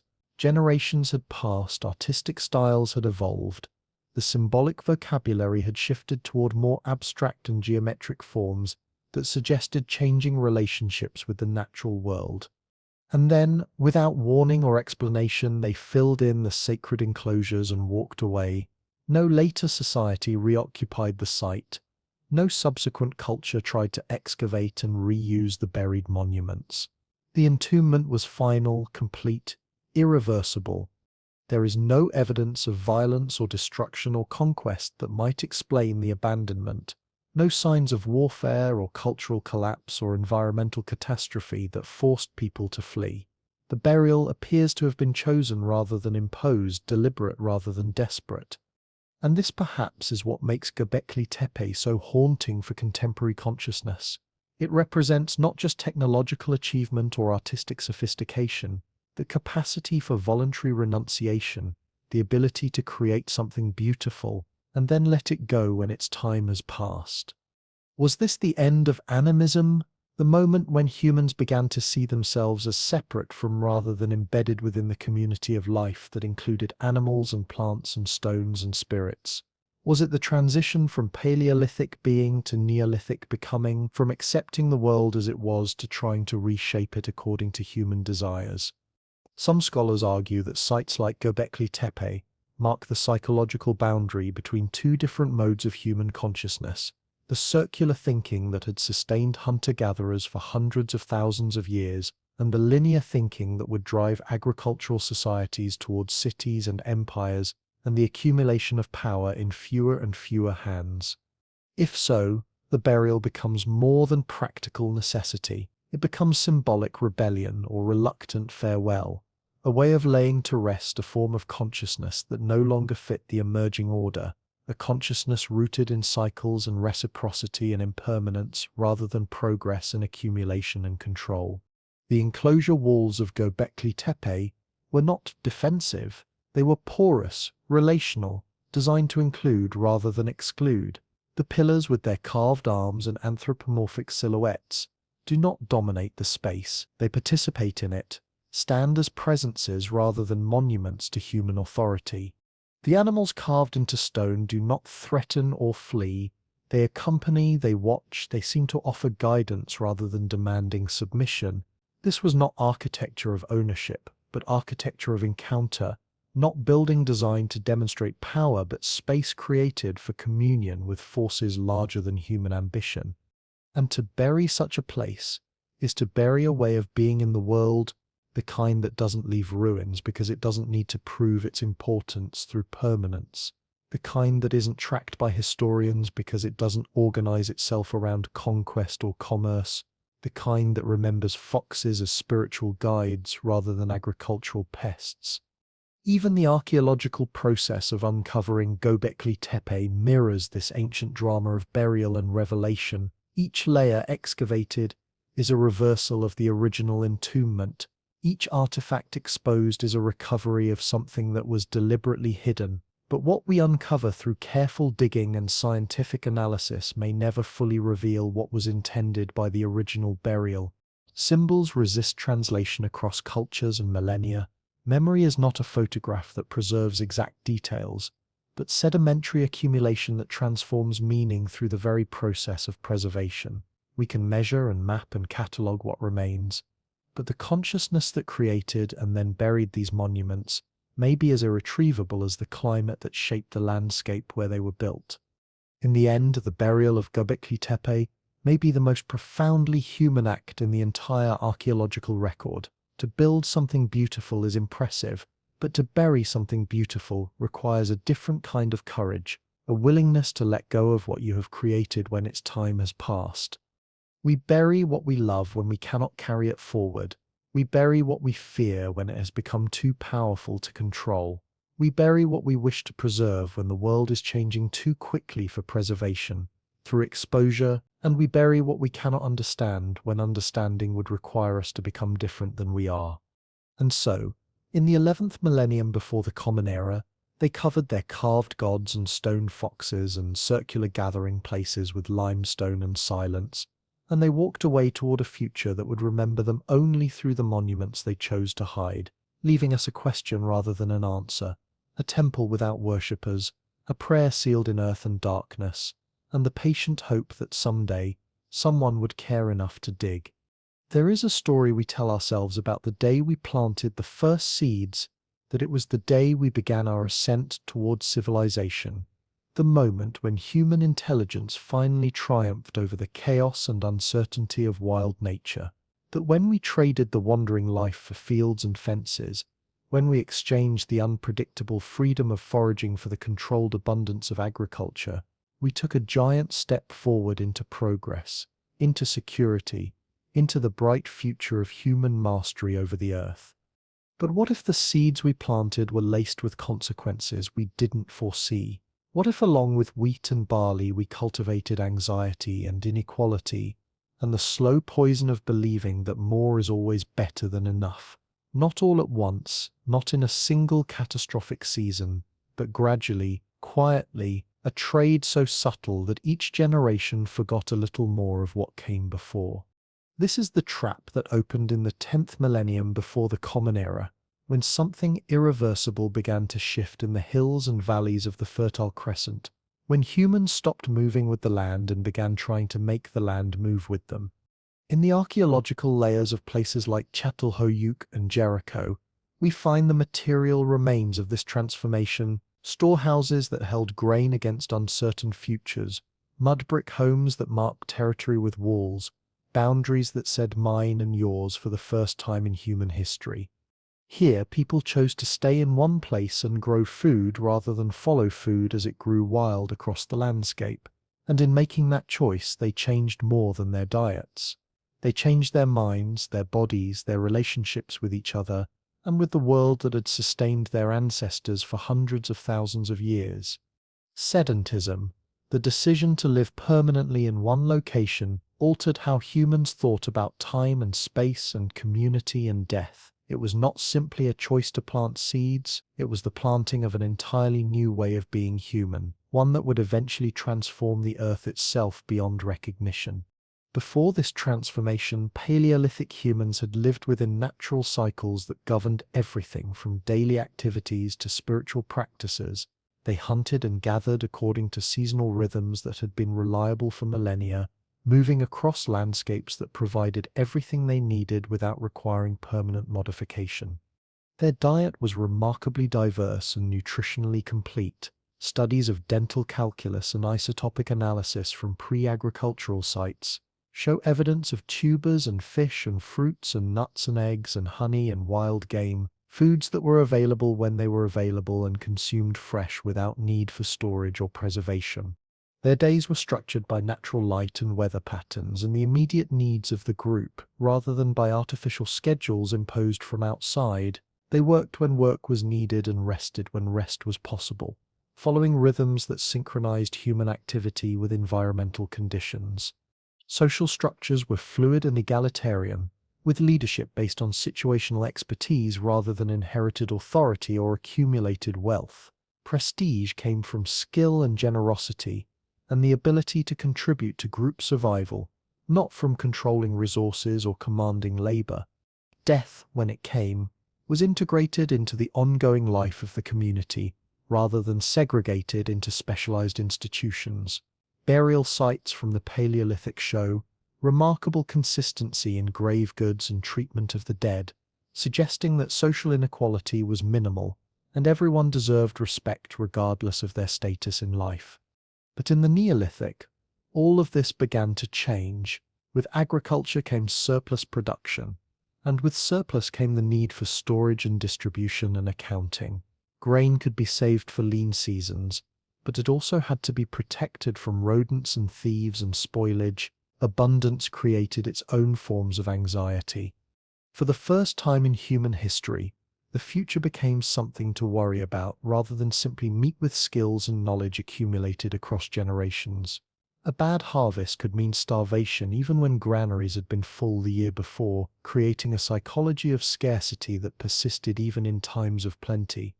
Labor patterns shifted from the varied activities of hunting and gathering to the repetitive work of farming. Sowing and weeding and harvesting and processing grain required long hours of focused attention on tasks that were physically demanding but mentally monotonous. Skeletal remains from Neolithic communities show clear evidence of this change, increased rates of arthritis and repetitive stress injuries, dental problems from grain-heavy diets, and overall indicators of poorer nutrition despite theoretical access to more calories. The irony of early agriculture is that food security came at the cost of food quality. People had more control over when and where they would eat, but less variety in what they could eat, and more vulnerability to crop failures that could devastate entire communities. And then came walls. Jericho, in what is now the West Bank, boasts some of the earliest known urban fortifications, massive stone walls and towers, dating to around the 9th millennium before the Common Era. These structures required enormous investments of labor and resources, suggesting that the benefits of agricultural surplus were already being offset by new forms of threat and conflict. With land ownership came the need for land defense. With stored wealth came the possibility of theft and invasion. With permanent settlement came vulnerability to siege and destruction. The wall was not just architecture, it was psychology, a physical manifestation of the fear and suspicion that began to poison human relationships. Once people started thinking in terms of property and possession. Çatalhöyük, in central Anatolia, flourished around the 8th millennium before the Common Era as one of the world's first true cities, a densely packed settlement where homes were built directly against each other and accessed through roof hatches rather than street-level doors. Inside these closely packed dwellings, archaeologists have found murals and sculptures and domestic shrines that speak of rich cultural life. But they have also found evidence of increasing social stress, rooms built over graves, layers of ash from repeated fires, plastered skulls that suggest ancestor worship, but also the kind of death-focused spirituality that emerges when life becomes more precarious. The dead were literally underfoot, reminders that safety was fragile and mortality was never far away. Social stratification, which had been minimal in hunter-gatherer societies, began to crystallize around agricultural surplus and the ability to control its distribution. Wealth could be stored and inherited, creating the foundation for permanent class distinctions that would shape all subsequent human history. Archaeological excavations from Neolithic settlements across the Near East show clear evidence of emerging inequality, differences in house size and grave goods, and access to prestige items that reflect the gradual concentration of power and resources in fewer hands. The egalitarianism of mobile bands began to erode under the weight of stored grain and fixed property. When everything you own can be carried, accumulation is naturally limited. But when wealth can be stockpiled and defended, there is no natural check on inequality except the social institutions that societies choose to create and maintain. But perhaps the deepest change was psychological. Agriculture demanded planning and scheduling and control over natural processes that had previously been accepted as given. The unpredictable abundance of wild foods was replaced by the artificial rhythms of planting and harvest that required humans to impose their will on the landscape. Time became something to manage rather than something to follow.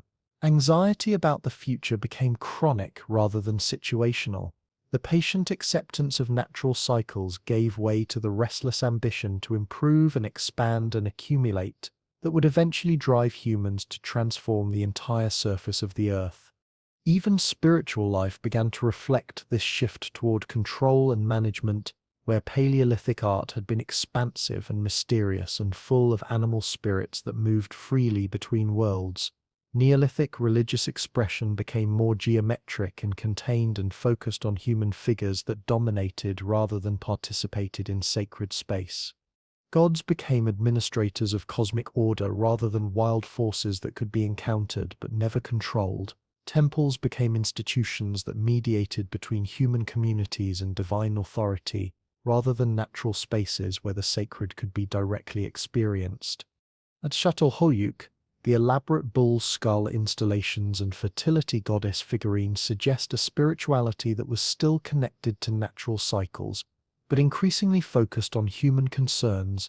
The wild was being brought indoors, mounted and contained and transformed into symbols that could be manipulated rather than powers that demanded respect. This is not to say that the Neolithic Revolution was a mistake, or that agricultural societies were somehow inferior to their hunter-gatherer predecessors. Without farming, there would be no cities or writing or art or science as we know them, no accumulated cultural achievements that have enriched human life in countless ways. But it is important to acknowledge that the transition involved trade-offs. Gains in some areas were balanced by losses in others, and some of those losses were profound enough to shape human consciousness for thousands of years afterward. Even our bodies bear the evidence of this ancient transition: the reduction in average height that accompanied early agriculture, the increase in infectious diseases that came with dense settlements and close contact with domesticated animals, the dental problems and nutritional deficiencies that resulted from grain-based diets. Many of the major diseases that still plague human populations, measles and smallpox and influenza and tuberculosis, arose from the close proximity between humans and domestic animals that became necessary once people stopped moving with wild herds and started keeping livestock in permanent settlements. Dense populations created ideal conditions for the spread of pathogens that had previously been limited by the small size and mobility of hunter-gatherer groups. Diseases that might have killed a few individuals now had the potential to devastate entire communities through epidemic transmission. So why did people make this transition if it involved so many costs and complications? The answer is probably that they didn't make it consciously. It happened gradually, through a series of small adaptations to changing environmental conditions and population pressures that seemed reasonable at the time, but collectively created a momentum toward agricultural dependence that became irreversible. As climate changed at the end of the last ice age, some of the reliable food sources that had sustained hunter-gatherer populations became less predictable. Experimenting with plant cultivation may have been initially intended as insurance against these uncertainties rather than replacement for foraging.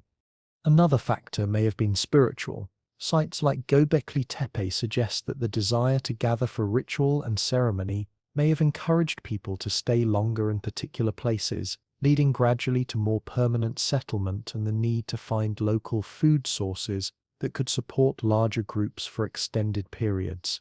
Perhaps people began to settle not primarily because of subsistence needs, but because of social and spiritual needs, because they wanted to return to the same places to bury their dead and tell their stories and maintain connections to sacred landscapes that had become central to their cultural identity. In this interpretation, the Neolithic trap was not a sudden fall from hunter-gatherer paradise, but a gradual weaving of roots into soil, a slow shift from relationship-based to property-based thinking, from moving with the rhythms of the land to making the land serve human rhythms, from being part of the natural world to standing apart from it in the role of managers and masters. And now, 10,000 years later, we live completely surrounded by the consequences of that ancient transition. Our food systems and urban planning and economic structures and psychological stress patterns all reflect the choices made by Neolithic farmers who probably never imagined that their experiments with cultivation would eventually transform the entire planet. But our bodies and our dreams still carry genetic and cultural memory of the earlier way of life, the longing for simpler rhythms and more direct contact with natural cycles, the craving for food that doesn't come wrapped in plastic and processed beyond recognition, the need for communities where people know each other's names and stories. These longings are not romantic nostalgia for a past that never existed. They are echoes of adaptive patterns that sustained our species for hundreds of thousands of years, biological and psychological inheritance that reminds us what humans need to thrive even in environments that no longer provide those needs naturally. We are not separate from the foragers who came before us. Their bones are our bones. Their choices created the conditions that shaped our choices, their struggles with uncertainty and change, and the balance between individual needs and community welfare are our struggles translated into different contexts, but driven by the same fundamental human concerns. And perhaps their experiments with different ways of organizing social life and spiritual practice can still teach us something about the costs and benefits of our own cultural choices, Because the day we planted wheat may have been the day we planted the seeds of both our greatest achievements and our deepest anxieties. Not because our ancestors were foolish or short-sighted, but because they were human, because even 10,000 years ago, people were trying to create security and meaning and beauty in a world that offered no guarantees, chasing something more than mere survival, even when survival itself was never certain. The Neolithic Revolution was not the triumph of human intelligence over natural chaos. It was the beginning of a long conversation between human ambition and natural limits. A conversation that continues today as we struggle to balance the benefits of technological civilization with the costs of separation from the natural systems that sustain all life. The land still remembers the rhythms that sustained our ancestors for so many millennia, and so do we, in the places where memory lives deeper than conscious thought, in the longing for home that no amount of accumulation can satisfy, in the recognition that enough might be a more sustainable goal than more. In the beginning, time did not tick forward like a mechanical device measuring progress towards some predetermined destination. It circled and pulsed and sang through the seasons, braiding itself into wind patterns and animal migrations and the moonlit logic of memory that connected every moment to the eternal return of natural cycles.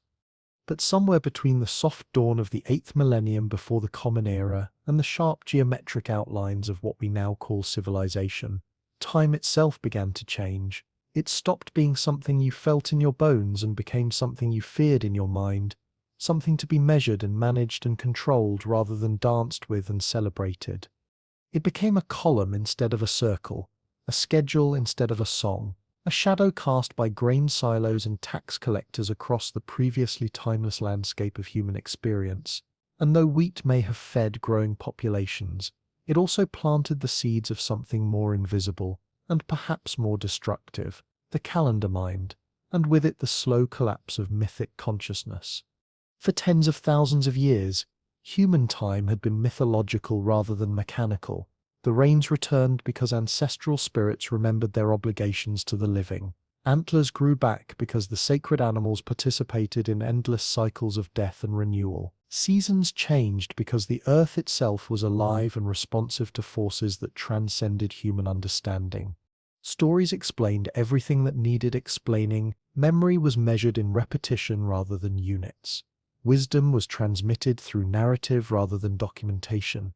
And the passage of days and years was felt as participation in cosmic drama rather than movement along a linear timeline toward individual death. But with the Neolithic shift toward sedentism and agriculture, time began to fragment into smaller, more manageable pieces. The solar calendar emerged as a precision instrument for coordinating planting and harvesting activities, tracking seasonal changes with mathematical accuracy that served practical needs but gradually displaced the older ways of understanding temporal flow.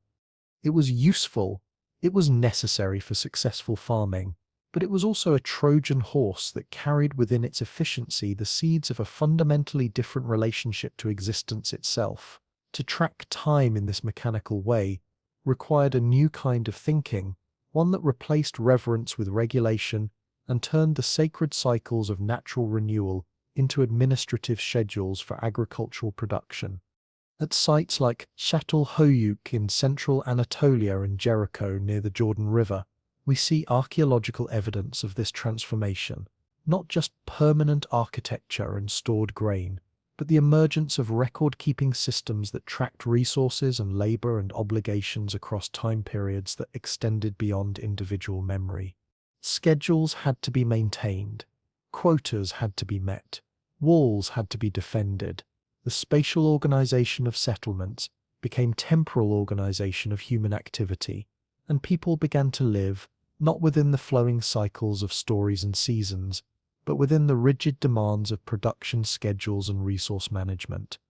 As agriculture spread across the ancient world, so did this new consciousness, one in which the sun was no longer a deity to be welcomed each morning, but a clock to be consulted for work scheduling, and the moon was no longer a mysterious presence that governed the tides of emotion and fertility, but a bureaucratic calendar that marked the passage of agricultural seasons. In Mesopotamia, The clay tablet emerged as humanity's first external memory system, but significantly, the earliest known writing was not used to record epics or dreams or spiritual visions, but to tally grain inventories and livestock counts and labor obligations. Cuneiform developed not to celebrate myth, but to manage taxation and trade, and the increasingly complex logistics of urban life. By the late 4th millennium before the Common Era, city-states like Uruk were issuing ration tokens and maintaining temple economies that required sophisticated accounting systems to track the intake and redistribution of agricultural surplus. The temple, once a place for cosmological alignment and spiritual communion, had become a combination tax office and welfare distribution center with religious decorations. This bureaucratization of the sacred reflects a deeper transformation in human consciousness. To live by external calendars rather than internal rhythms was to become conscious of debt and lateness, and aging in ways that had been impossible when time was experienced as eternal return rather than linear progression. The mythic time that had once offered endless possibilities for renewal, spring always following winter, ancestors always available for consultation, stories always capable of being retold with new meaning, began to give way to historical time with its emphasis on finality and progress, and the irreversible movement toward individual and cultural death. It was a radical compression of human narrative, from the cyclical storytelling that connected every individual experience to cosmic patterns of return and renewal, to the linear thinking that focused on achievement and accumulation, and the race against time that would eventually consume all possibilities for meaningful life. Even the oldest temples show evidence of this gradual erosion of mythic consciousness. At Nabta Playa in the Nubian desert, stone circles dating to the 5th millennium before the Common Era mark astronomical alignments that were clearly intended for sacred purposes, but they also foreshadow the utilitarian astronomy that would eventually reduce the night sky to a scheduling device for agricultural activities. The heavens became a ledger rather than a mystery, a source of information for planting calendars rather than inspiration for spiritual contemplation, a mechanical system to be decoded and exploited rather than a living presence to be revered and celebrated. The invention of territory required maps, and maps required temporal coordinates. Knowing when to plant and when to harvest, and when to collect taxes became essential for maintaining control over agricultural populations, creating feedback loops between spatial control and temporal management that gradually transformed human consciousness.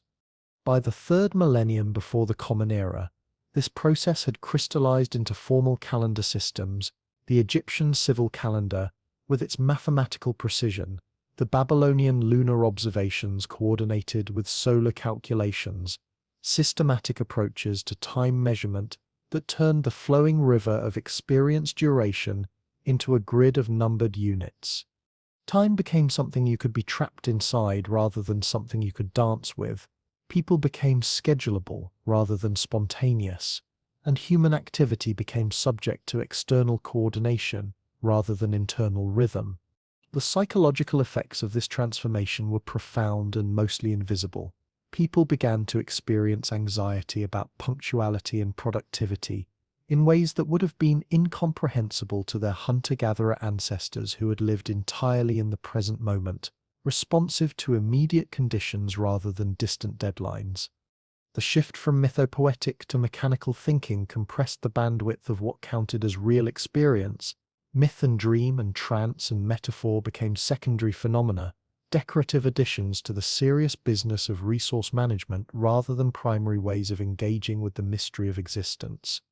The body still knew how to feel seasonal changes and respond to natural rhythms, but the mind was increasingly attuned to artificial units, days and weeks and months and years divided into productive periods and measured against external standards of efficiency and achievement.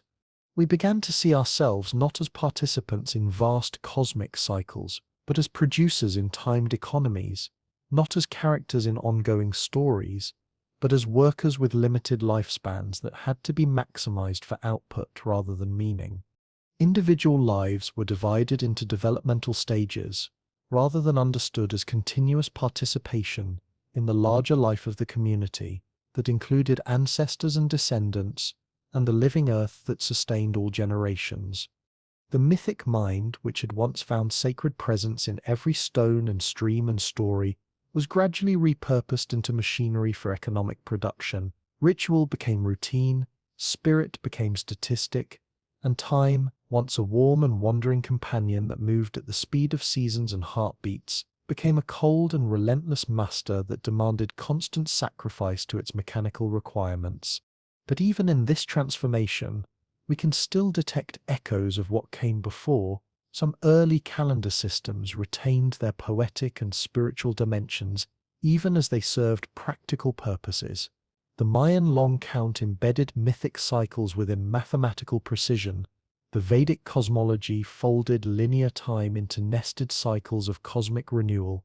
Even the Christian liturgical calendar weaves story and rhythm together, despite its institutional rigidity. These are ghosts of the older consciousness, silhouettes of mythic thinking projected against the bureaucratic background of agricultural civilization. Reminders that somewhere beneath the schedules and deadlines and artificial urgency, the human spirit still remembers what it felt like to live in sacred time rather than mechanical time. So what collapsed during the Neolithic Revolution was not time itself, but our intimacy with it, our mythic partnership with the rhythms that had sustained human consciousness since the species began. The old stories did not die. They were overwritten, buried like Göbekli Tepe under layers of administrative necessity and economic efficiency. And in their place rose a new architecture of temporal control, calendars that could measure anything except the meaning we lost in the measuring, clocks that could track every moment except the moments when eternity broke through the linear progression, and reminded us what we had traded away for the illusion of control over time. Somewhere inside your skull, between the flicker of a notification demanding immediate response and the whisper of an ancient longing that no amount of productivity can satisfy, lives a brain that still thinks the world is made of fur and firelight and the patient rhythms of seasons that care nothing for human schedules. It does not understand what TikTok is, and it would not care about quarterly earnings reports if it did. It knows nothing of infinite scroll or abstract symbols glowing on screens that never sleep. Your brain, for all its modern software updates and performative sophistication, is still running on hardware that is 99% Paleolithic, and that 1% difference is struggling desperately to keep up with changes that happened too fast for evolution to accommodate. Let's start with a truth that should be painted on every office wall and school hallway. Your nervous system was not designed for the 21st century. It was sculpted across hundreds of thousands of years to respond to a pace and quality of life that no longer exists anywhere on Earth except in the most remote corners where indigenous people still remember what it feels like to live in partnership with natural time. Your body expects a world where threats are immediate and physical rather than abstract and chronic, where food comes in seasonal waves of abundance and scarcity rather than constant artificial availability, where meaning emerges through presence and relationship rather than performance and achievement, where time moves in circles that connect every moment to eternal patterns rather than straight lines that lead only to individual death. But instead, your ancient brain finds itself trapped in an environment of manufactured urgency, overwhelming abundance that somehow produces constant anxiety about scarcity, and fractal isolation disguised as hyperconnectivity. That mismatch between what you were designed for and what you're being asked to cope with is the source of more suffering than we have the courage to admit. Modern neuroscience confirms what ancestral wisdom had always known. Our baseline neurology is optimized for the slow, sensory-rich, socially embedded world of small-scale communities that moved with rather than against natural rhythms. In that vanished world, attention was a life-preserving instrument, carefully calibrated to track subtle changes in the environment, the rustle in tall grass that might indicate predator or prey, the shift in wind direction that could bring weather or scent information, the micro-expressions on human faces that signaled emotional states, crucial for group harmony and individual survival. Our dopamine systems evolved to reward incremental progress toward meaningful goals, the satisfaction of following a successful track, the pleasure of useful tool-making, the joy of contributing to group welfare, the deep contentment that comes from shared meals and stories around fires that connected individual experience to cosmic meaning. Today, those same neurochemical pathways are hijacked and overstimulated by artificial reward systems that provide intense but empty pleasure, likes and notifications and advertisements designed by teams of neuroscientists specifically to create addiction patterns that generate profit for distant corporations rather than meaning for individual lives. The result is a constant state of neurological betrayal. Your brain keeps looking for the kind of satisfaction that comes from real achievement and genuine connection, but instead it gets teased by digital substitutes that provide just enough stimulation to keep you engaged, but never enough genuine nourishment to satisfy the deeper hunger. This is not a moral failing or character weakness. It is biological mismatch, the inevitable result of asking a nervous system evolved for one kind of environment to function optimally in a completely different kind of environment without any transition time for adaptation. And it explains why so many people feel anxious without being able to identify a specific threat, exhausted by tasks that should be simple, overwhelmed by choices that should be empowering, and disconnected despite being more connected than any humans in history. The prefrontal cortex, your rational planning, decision-making brain, is constantly being overridden by deeper, older circuits that interpret every notification as an urgent tribal communication, every social media silence as potential exile from the group, every ambiguous interaction as possible rejection that could mean social death. Your limbic system, the emotional and motivational core that kept your ancestors alive through countless challenges, processes disconnection from community. With the same neurochemical alarm signals it once reserved for saber-toothed cats, because for 99% of human history, separation from the tribe meant death, and your brain has not had time to learn that being left on red is not actually life-threatening. We can be specific about these mismatches. They show up everywhere in modern life like symptoms of a syndrome that no one wants to diagnose, because the cure would require admitting that our entire civilization is based on assumptions about human nature that are fundamentally incorrect.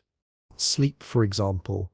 Paleolithic humans lived by the light of fire and the natural cycles of darkness that allowed their circadian rhythms to synchronize with cosmic time. They slept in short phases, often communally, with natural waking periods for tending infants or feeding fires, or simply lying quiet in the darkness, while their minds processed the day's experiences through dreams that connected them to ancestral wisdom. Today, we blast our retinas with blue light until midnight, artificially extending day until our pineal glands have no idea when they're supposed to release melatonin.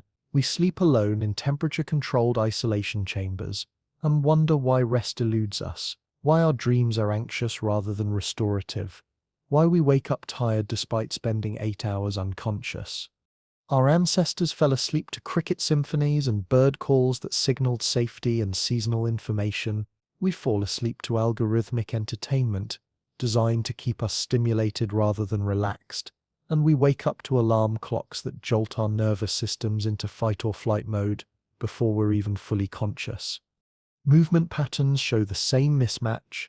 Our bodies evolved for constant low-level activity, punctuated by brief periods of intense exertion, walking and squatting and lifting and carrying as natural parts of daily life, rather than scheduled exercise sessions that we have to motivate ourselves to complete.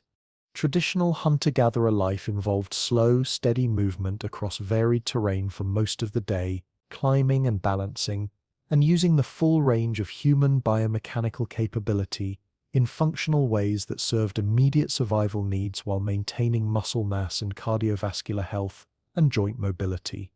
Today's sedentary lifestyle, punctuated by artificial bursts of gym activity, confuses the body's regulatory systems. Long periods of stillness followed by intense exercise create hormonal imbalances and inflammatory responses that would have been impossible in the ancestral environment where movement was constant but rarely extreme. Movement was once embedded in meaning. Every step served a purpose. Every reach and grasp and carry contributed to survival and community welfare. Now it's separated from purpose and scheduled and measured and performed for abstract health benefits rather than immediate practical needs. But perhaps the deepest mismatch is social. Humans evolved as communal creatures who lived in constant proximity to people they knew intimately across their entire lifespans. Children were raised by villages, not nuclear families. Elders lived near hearths, not in institutional isolation. Touch was constant, voices were familiar, eye contact was part of daily navigation through social reality. Today we live in isolated boxes surrounded by strangers, feeding our desperate longing for authentic connection through digital simulations that provide the illusion of relationship without the biochemical reality that our nervous systems require for proper regulation. Oxytocin, the neurochemical foundation of trust and bonding, cannot be triggered by pixels on screens. It needs physical presence, shared breathing, the complex chemical communication that happens when human bodies are actually in the same space rather than connected through technological interfaces. And yet our culture has convinced us that virtual connection is equivalent to real connection, that social media relationships can substitute for embodied community, that we can satisfy our need for belonging through platforms designed to extract our attention and sell it to advertisers. The result is epidemic loneliness. Despite constant connectivity, anxiety disorders that have no specific object, because the anxiety is existential rather than situational. Depression that cannot be treated with antidepressants because it's not a chemical imbalance but a natural response to living in isolation from the kinds of relationships that make human life meaningful. Your brain knows what it needs because it carries the memory of hundreds of thousands of years of successful adaptation to environments that provided what humans require to thrive: ritual and rhythm, community and meaning, seasonal variation and natural beauty, useful work and shared stories, physical challenge and collective celebration. When those elements disappear from daily life, when they're replaced by artificial substitutes or eliminated entirely, your nervous system sends distress signals that we call mental illness, but which might be better understood as normal responses to abnormal conditions. The ache you feel when you've spent too long looking at screens is not pathology, it's biological intelligence trying to guide you back toward the kinds of stimulation that actually nourish rather than drain your cognitive resources. The anxiety that seems to come from nowhere is often your ancient alarm system trying to tell you that something essential is missing from your environment, not a specific threat to be fought or fled from, but the absence of the kind of safety and meaning that allowed your ancestors to relax and enjoy being alive. The craving for simplicity, for nature, for authentic relationships, for work that matters, these are not romantic fantasies, but genetic memories, biological inheritance that reminds you what humans were designed for, even when the modern world seems determined to provide everything except what you actually need. This is not an argument for returning to caves or abandoning all the benefits of technological civilization. It's a recognition that we can't solve human problems by ignoring human nature, and human nature was shaped by environmental conditions that no longer exist. But we can learn to honor the design even when we can't return to the original environment. We can seek rhythm and find natural cycles wherever possible. We can prioritize presence over productivity and relationship over achievement. We can eat slowly and sit in circles and look people in the eyes and let firelight dance across our vision. Whenever we can create opportunities for these ancient forms of nourishment. We can touch the earth and listen to old songs and tell our stories out loud. We can remember that our brains are not machines optimized for efficiency, but living organs that evolved to help us navigate the complexities of being human in a world that was never meant to be predictable or controllable. Your body is not broken when it rebels against modern life.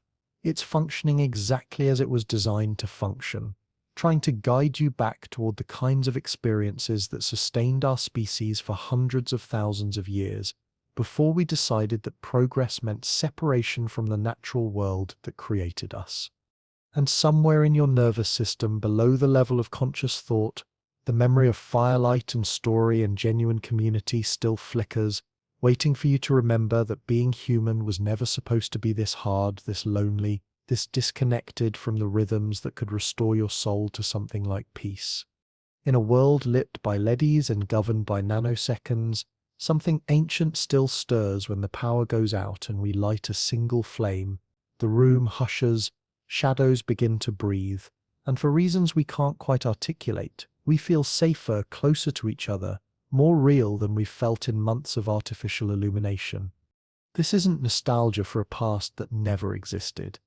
This is cellular memory, the kind that lives not in conscious thought, but in the autonomous nervous system that remembers what safety felt like before we learned to be afraid of darkness and silence and the vast spaces between heartbeats. Camping feels sacred because it is sacred, not because it represents escape from civilized life, but because it offers return to the environmental conditions that shaped human consciousness for hundreds of thousands of years before we convinced ourselves that comfort meant separation from the natural world. When we set up circles around fires and sit without screens and eat food that we can actually identify, we're not playing primitive, we're rehearsing something older and deeper than any cultural performance, something that recognizes home not as a building but as a way of being present with each other and with the earth that sustains all life. The fire flickering at the center becomes what it always was, the axis around which human meaning organizes itself, the gravitational center that transforms a random collection of individuals into something that remembers what community felt like before we learned to live in isolation. Around the flame, we stop being avatars and profiles and productivity metrics. We become bodies with breath and heartbeats and memories, carriers of stories that need to be told and witnesses for experiences that need to be heard by people who know our names and remember our histories. The ache that people feel after camping trips, the melancholy that follows nights without screens, the homesickness for places they've never been. This isn't inconvenience or primitive regression or failure to appreciate modern amenities. This is recognition, the deep biological recognition of what human life was supposed to feel like before we forgot how to be human. For nearly all of human history, slowness wasn't a lifestyle choice or wellness trend. It was simply the speed at which life moved when it was synchronized with natural cycles rather than artificial urgencies. The pace of breath and footsteps and digestion and seasonal change, the rhythm of waiting for dawn and accepting dusk and allowing time for the day's experiences to settle into memory before rushing toward tomorrow's obligations. Our brains are still wired for this patience, for attention that could focus completely on one thing at a time, because survival depended on noticing subtle changes in environment rather than processing multiple streams of abstract information simultaneously. The rustle in tall grass wasn't just background noise, it might have been dinner or death, and distinguishing between them required the kind of focused awareness that our scattered, multitasking consciousness can barely imagine. Every decision carried weight, because consequences were immediate and physical rather than delayed and abstract. But every moment also carried presence, because there was nowhere else to be, and nothing else to do, except engage fully with whatever was actually happening. Our nervous systems are still optimized for this kind of embodied intelligence, for meaning that emerges through relationship rather than performance, for time that moves in cycles rather than straight lines, for attention that narrows naturally around what matters rather than being pulled in dozens of directions by artificial stimuli designed to generate profit rather than wisdom. The neocortex may have evolved sophisticated capacities for abstract thinking and symbolic manipulation in the last few tens of thousands of years, but the limbic system, the emotional and social brain that actually governs most of our behavior, is much older and remembers the village even when conscious thought has forgotten it. It flares when we're isolated, because isolation used to mean death. It calms when we're touched, because touch used to mean safety. It warms when we're truly seen, because being seen meant belonging to something larger than individual survival. That's not weakness or evolutionary malfunction. That's the accumulated wisdom of a species that survived not by being the fastest or strongest or most aggressive, but by being the most cooperative, the most empathetic, the most capable of creating bonds that transcended individual self-interest. We didn't evolve to be happy in the modern sense of constant positive emotion. We evolved to belong, to feel embedded in networks of mutual care that made survival possible and meaning accessible even in the face of uncertainty and loss, and the inevitable approach of individual death. Belonging meant survival for our ancestors. A lone human on the African savannah wasn't a romantic hero pursuing individual freedom, but a dead person walking, someone whose chances of making it through the night were minimal without the protection and support of the group. But a band, a circle, a shared rhythm of labor and laughter and mutual reliance, that was strength that could face down predators and weather and scarcity and all the other challenges that could kill the unprepared or the isolated. Today we pathologize our symptoms, anxiety and depression and burnout, as if they were personal failures rather than natural responses to environments that don't provide what human nervous systems need to function optimally. But in truth, these are signals, warnings from biological intelligence that something essential is missing from the context in which we're trying to live.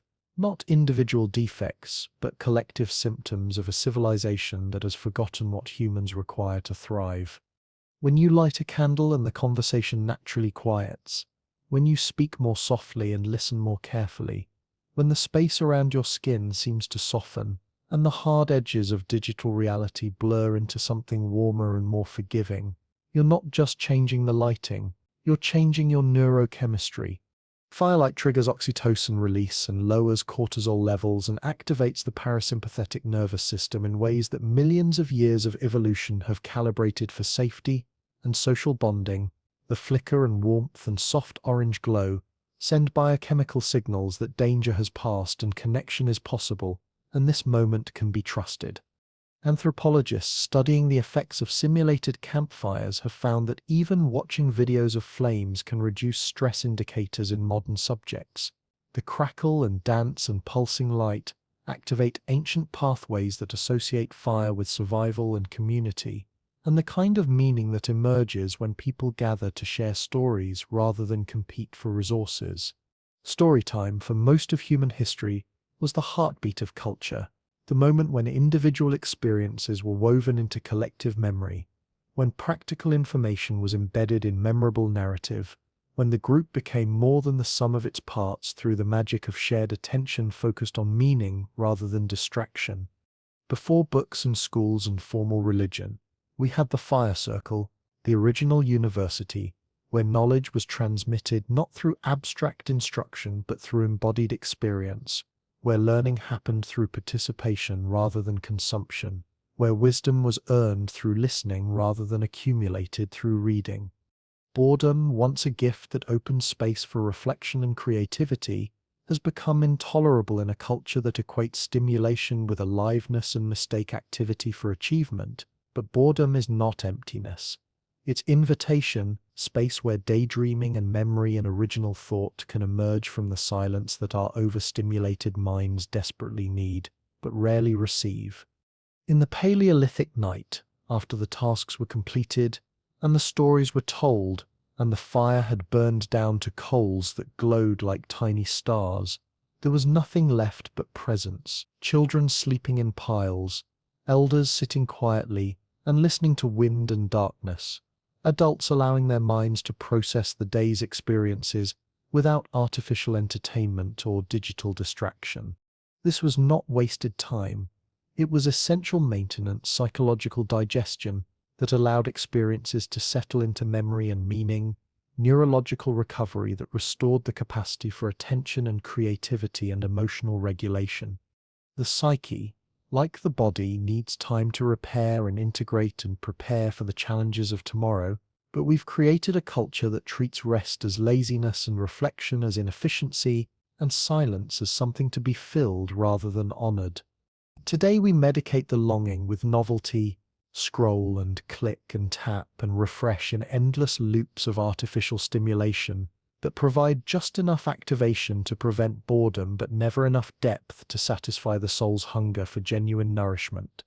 But novelty without ritual is noise, and too much noise makes us forget what we came here to remember, which is that human intelligence wasn't born from speed or spectacle but from slowness and depth, and the patient attention that allows meaning to emerge from the spaces between thoughts. Our greatest achievements in art and music and poetry and philosophy all arose from contemplative states that required protection from distraction. The gods, if they ever visited human consciousness, came softly through silence rather than loudly through stimulation. What if the longing you feel late at night when everything is quiet and your chest aches with unnamed sadness isn't pathology but memory? What if your body is trying to remember something older than your personal history? A way of being human that included circles of people and dancing flames and the hush that meant listening was about to begin.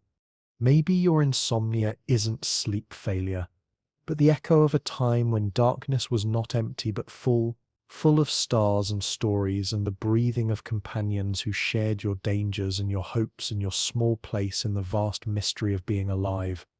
The invitation is not to abandon modern life or return to some imaginary golden age that never existed. It's to remember the shape of meaning, to create spaces where ancient forms of nourishment can still be accessed, even in contemporary contexts. To light fires, literally when possible, metaphorically when necessary, to slow down not as resistance to productivity culture, but as reverence for the rhythms that sustained human wisdom for hundreds of thousands of years before we decided that faster was automatically better. To reclaim silence not as absence but as presence. To tell stories not just for information but for transformation. To sit in circles and look into eyes and remember that the most important conversations happen below the level of words, in the recognition that passes between people who know they belong to each other and to something larger than their individual concerns. The memory still lives in your nervous system, not as data or documentary footage, but as longing, as the gravitational pull toward ways of being that honored both solitude and community, both mystery and understanding, both the individual soul and the collective wisdom that emerges when people gather around sources of light and warmth and meaning. You won't find this memory in textbooks or training programs, but you might recognize it when the lights go out, and someone lights a match, and the room suddenly becomes a sanctuary, where ancient forms of human intelligence can remember what they came here to do. And when that happens, don't reach for your phone to capture the moment, or share it, or turn it into content. Reach for your breath and settle into the recognition that some things are too important to be documented, too sacred to be posted, too real to be anything other than lived. The fire is speaking again, and it's been waiting a very long time for someone to remember how to listen.